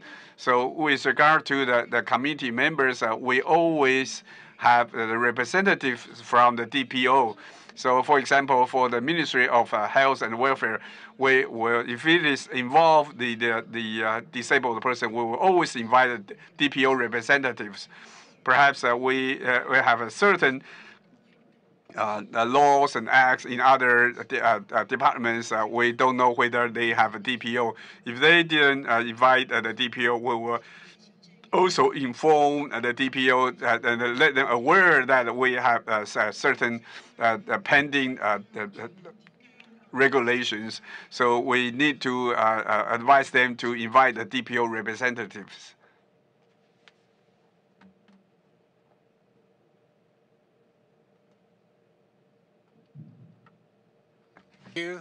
Meanwhile, I ask Diane Richler if you have any additional questions on this article.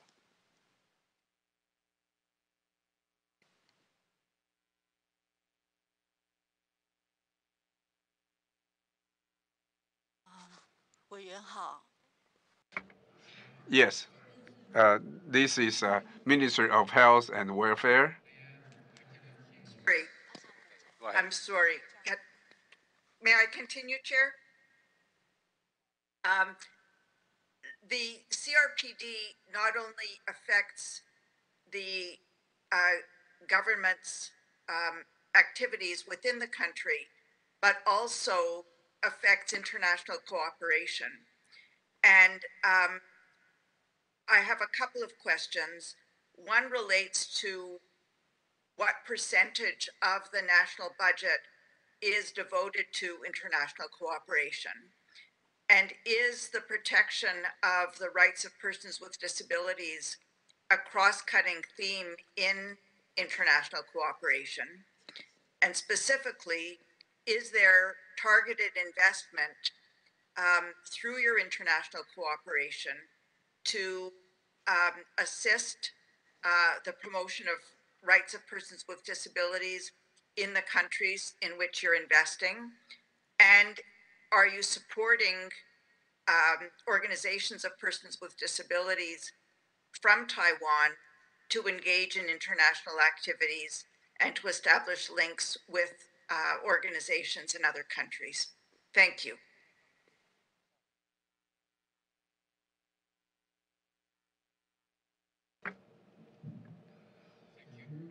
The state to respond.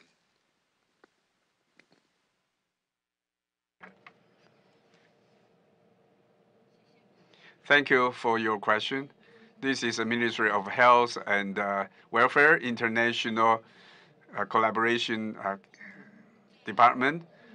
In our department, we do have a budget, so each year we have subsidized the relevant organization to participate international conference or overseas collaboration. For example, we have Luo Huifu Foundation in India. Is the cranial Rehabilitation Foundation in Indonesia to provide the healthcare support.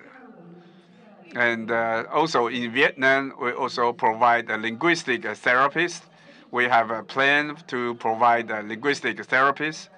So we also have a southbound collaboration program. That's it.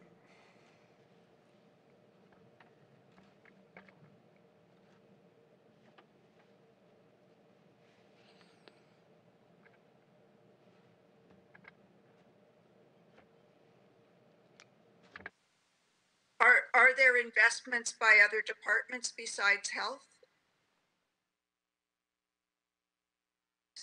Are there investments by other departments besides health? And I'm wondering about your foreign affairs and the global budgets for international cooperation, whether they take the CRPD into account.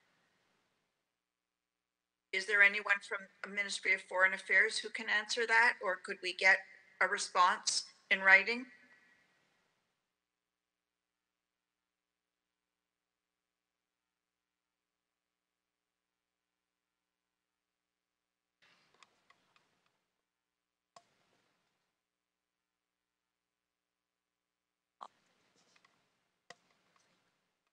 主席委员好，在这里说明一下。I would like to comment on that question. Ministry of Foreign Affairs always encourage private sector to engage international collaboration and international interactions. With respective application, we always support financially and administrative support. There are all kinds of private sectors, including cultural background, artists, as well as original groups, as well as disabilities. There are many diversified private sectors. So there are many private sectors. Each year we will provide relevant budget for them to engage international activities.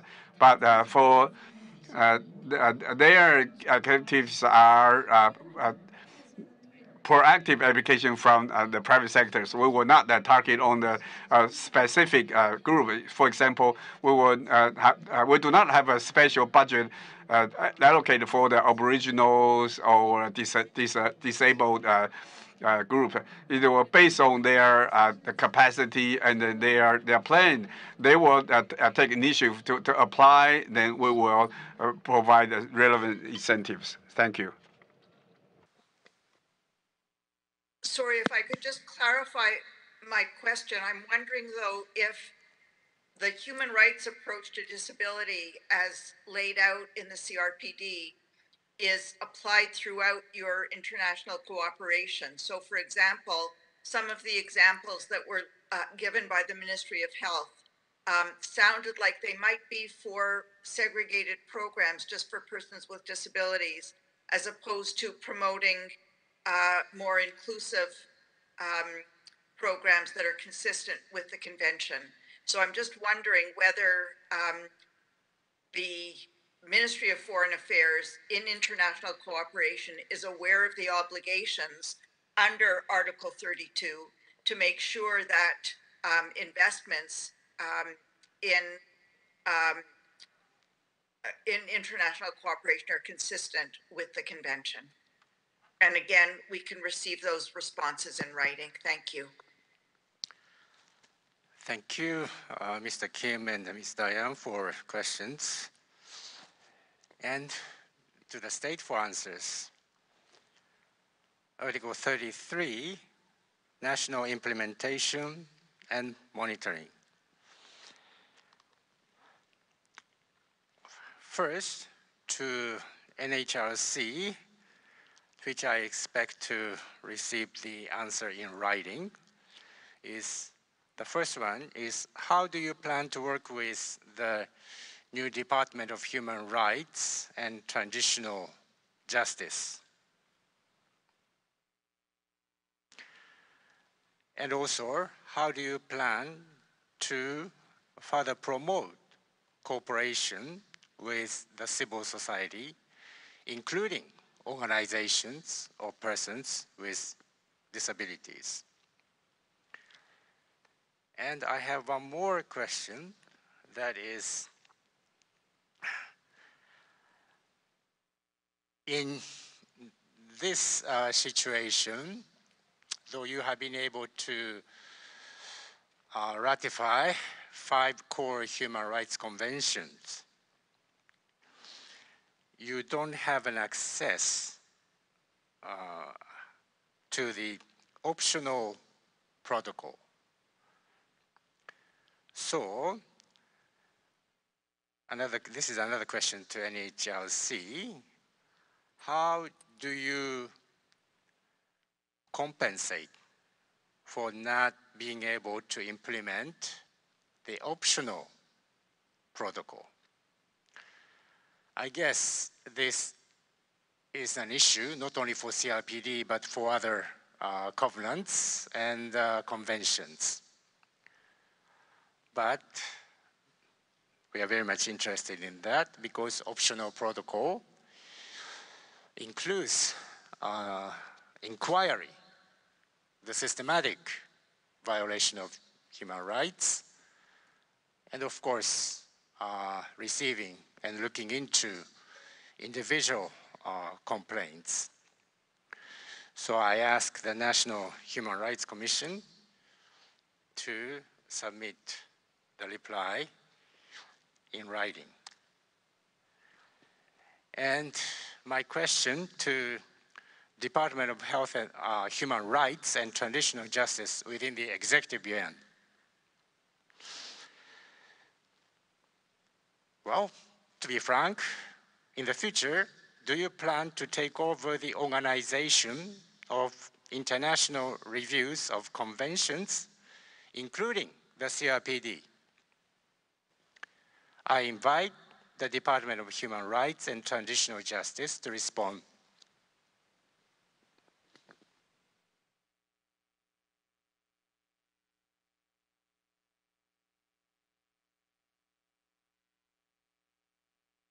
好，卫福部先做一个补充哈。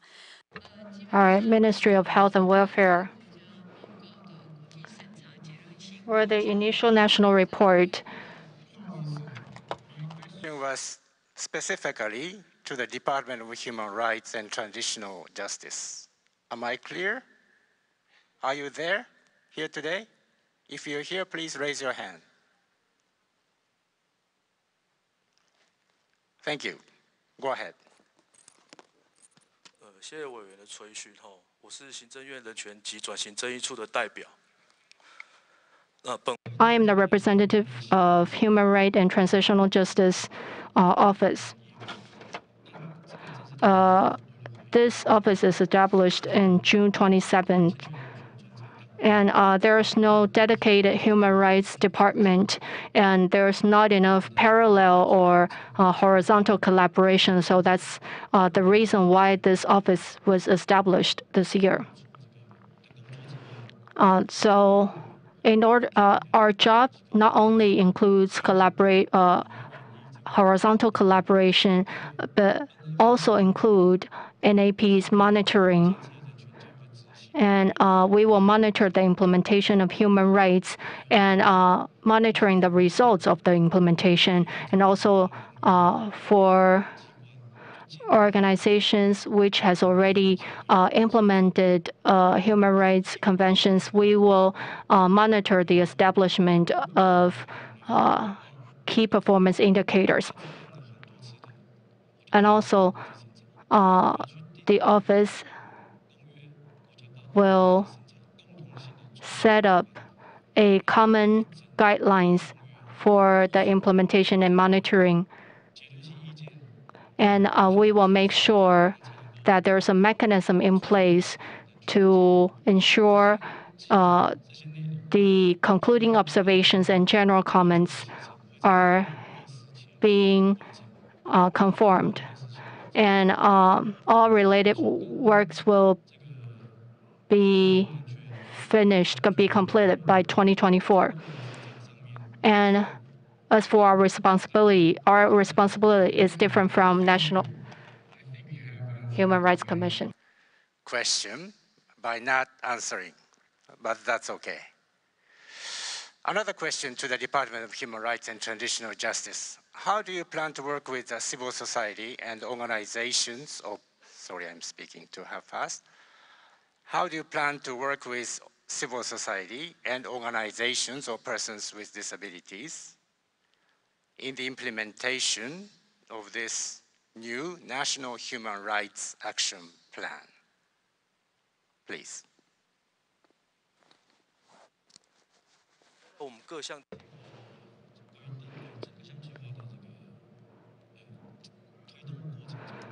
During the process of the implementation of the action plan, we of course will invite NGOs to participate, including organizations of people with disabilities. We will invite them for discussions. We will make sure that we will make sure of their participation in the process.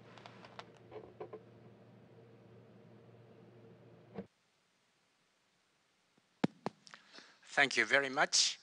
And now I ask Ministry of Health and Welfare, how do you plan to strengthen the functions of the Committee for the Promotion of the Rights of Persons with Disabilities? And how are you planning to strengthen the cooperation with organizations or persons with disabilities? I invite the Ministry of Health and Welfare to respond.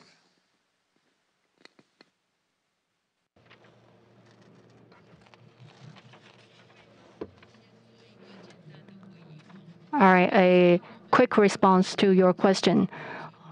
Basically, regarding to the rights of persons with disabilities, we have different proactive actions. We not only have Mental Health Act, we also have different measures and regulations to take care of the of all aspects, including, for example, social inclusion and etc. And my colleague also mentioned earlier that no matter it's about legislation or administrative measures, we invite DPOs to participate in the discussions, and this is a continuous effort that we will make.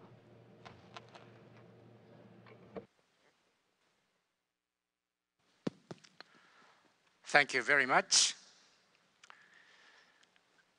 We are going to close this session, and I invite my fellow members to speak a few words, starting with Mr. Oliver Lewis in London.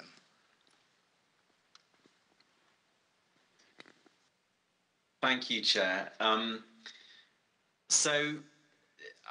What I would like to emphasize is that I've been so impressed by the way that everyone has interacted, and I feel that it's really a sign of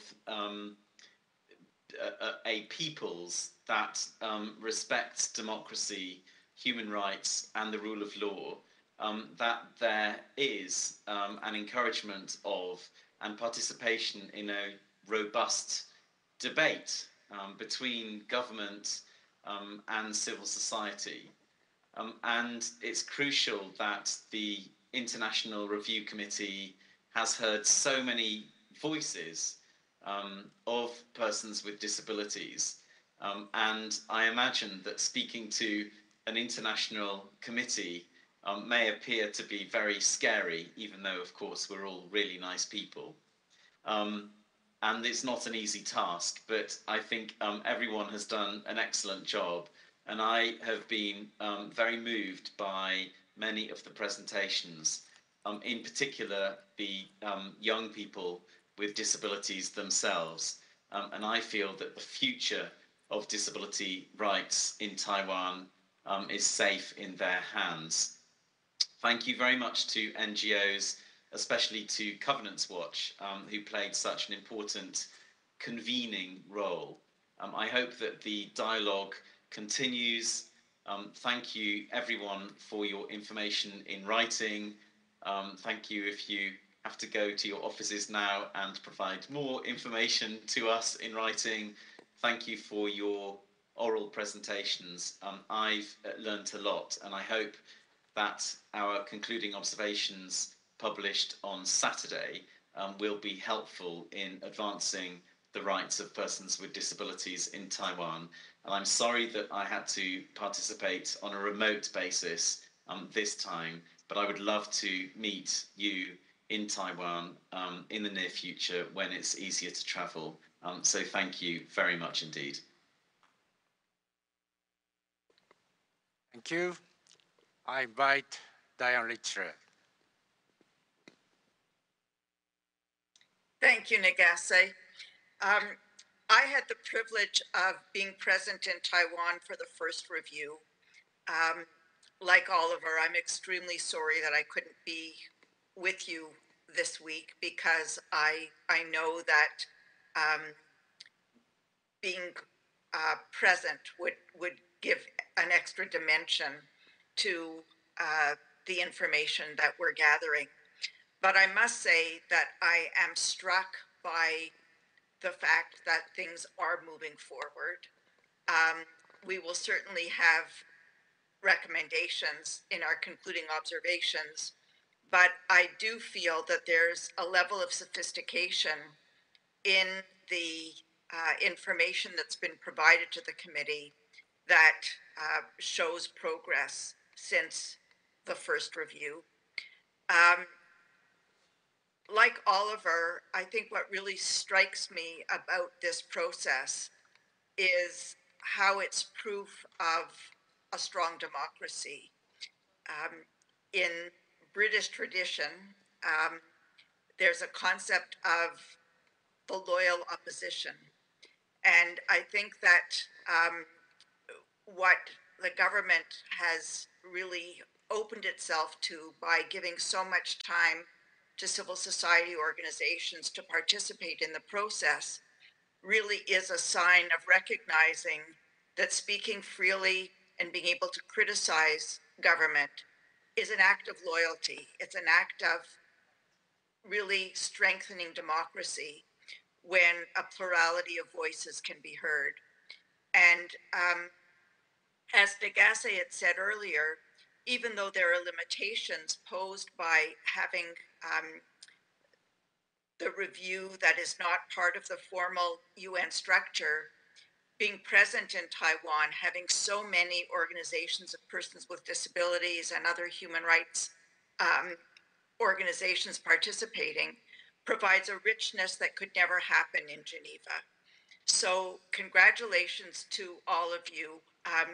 I'm sure we've made some of you uncomfortable with our questions, but you should know that it's done in a spirit of respect for your willingness to be part of this discussion. And I hope that you will go home today being proud of having really contributed to the strong democracy that is Taiwan. So thank you for allowing me to be part of this process. Thank you. Let me invite Mr. Kim Hyun-sik.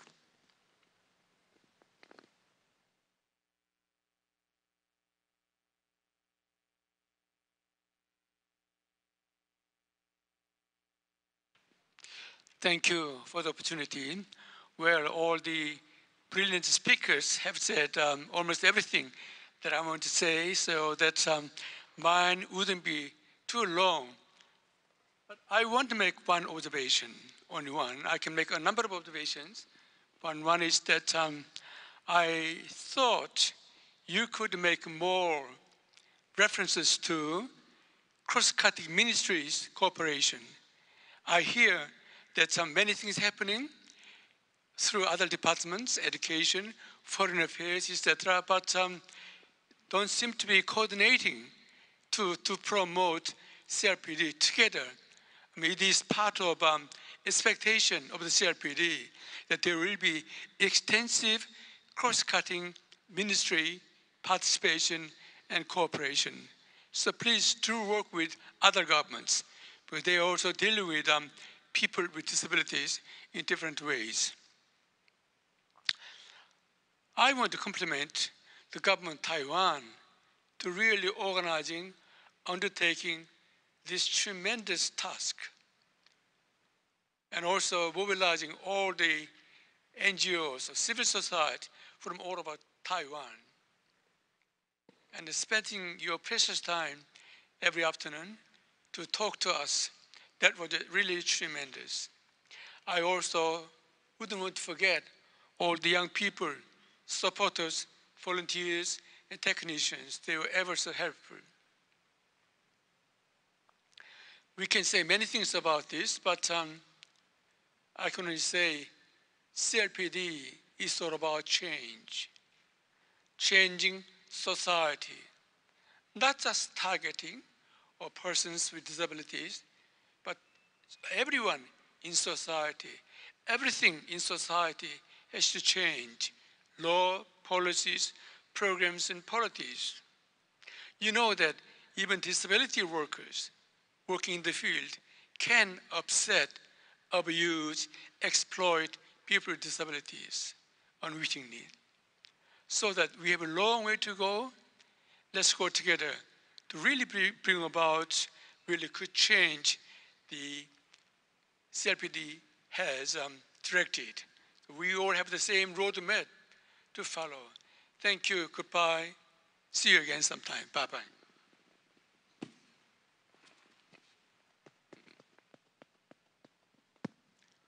Thank you.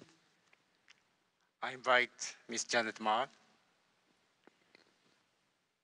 Thank you for being here, and goodbye for a little while, a few days. I just want to reiterate something that Diane said. I think we don't gain anything, us here, by strong words or our observations. We don't gain a thing. But why we're doing it and why we're saying those things and asking the hard questions is so that our hopes for people with disabilities in Taiwan will gain much by our working together, recommending changes, etc. So that's the spirit in which we're discussing these things. I thank you, members of civil society and the state representatives, for all your written and oral presentations, the research and the work that went in, the submissions and state responses. They support us in our task. We have been especially appreciative of the efforts of people with disabilities to participate and use their voice. And we thank you for your courage and tenacity in speaking out and being here. The efforts of all who contributed to the presentations and organising and supporting all the processes around holding a big meeting like this, we're very grateful for all those who contributed behind the scenes and at the sides and in between, because they're the people that keep these sort of things going and being effective, even if they made us keep quiet at certain times. And my last word is around the expectation and exhortation for inclusion of people with disabilities in everything relevant to them or relevant to their lives, so that by the motto that is a valid worldwide expectation of people with disabilities will apply in Taiwan. You've heard it before, and I'll say it as my last words. Have nothing about us without us. Thank you.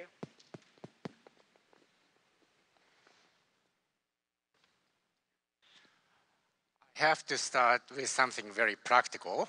That is, for those answers to our questions that were not provided today, I ask you to provide by noon tomorrow.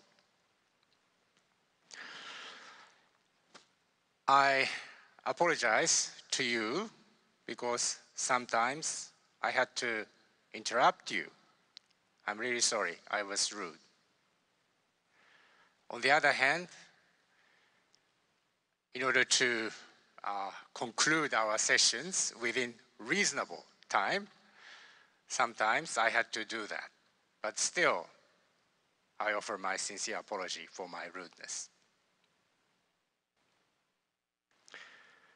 I thank Minister Lin and all the members of the state for your very constructive dialogue with us over the past 3 days. I learned a lot again.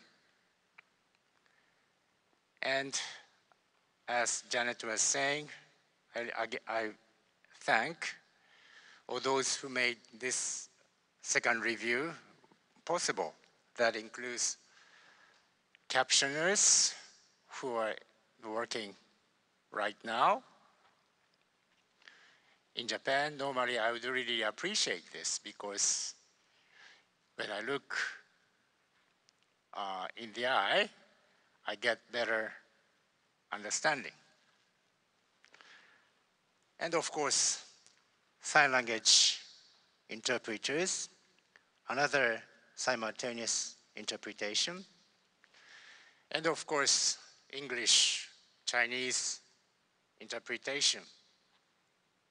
Sometimes I know my English is not clear enough, so I must have given you more trouble. And also all the staff members who have made this second review, who have made this second review successful. I thank everyone. And I think, as I look at the time, we're over 30 minutes again. But I think we have done reasonably well, time as well as the substance. And for that, which every one of us has made contribution for this successful second review of the CRPD here. So for this, I think we can give all of us a good congratulations by giving us big hands now. 谢谢大家。谢谢。 Thank you once again for all of your participation. And of course, we would like to thank all the members of the International Review Committee for their very hard questions and their insights. Ladies and gentlemen, let's put our hands once again for all the IRC, Professor Nagase, Professor Kim, Janet, Diane, and Oliver. Thank you very much. 委员们，那我们3天的这个审查。 Please complete our 3 days review meeting. Thank you very much for your participation. As the chairman mentioned, if you have other supplemental information, and please reply in written before noontime tomorrow. Including observations to be released on Saturday. Thank you once again, everybody. Have a great day. 那再次谢谢大家今天的参与哦。那离场的时候，请大家忘记了。那么场外有准备餐盒，也请大家享用。再次谢谢大家，祝福大家呢有个美好的一天。谢谢。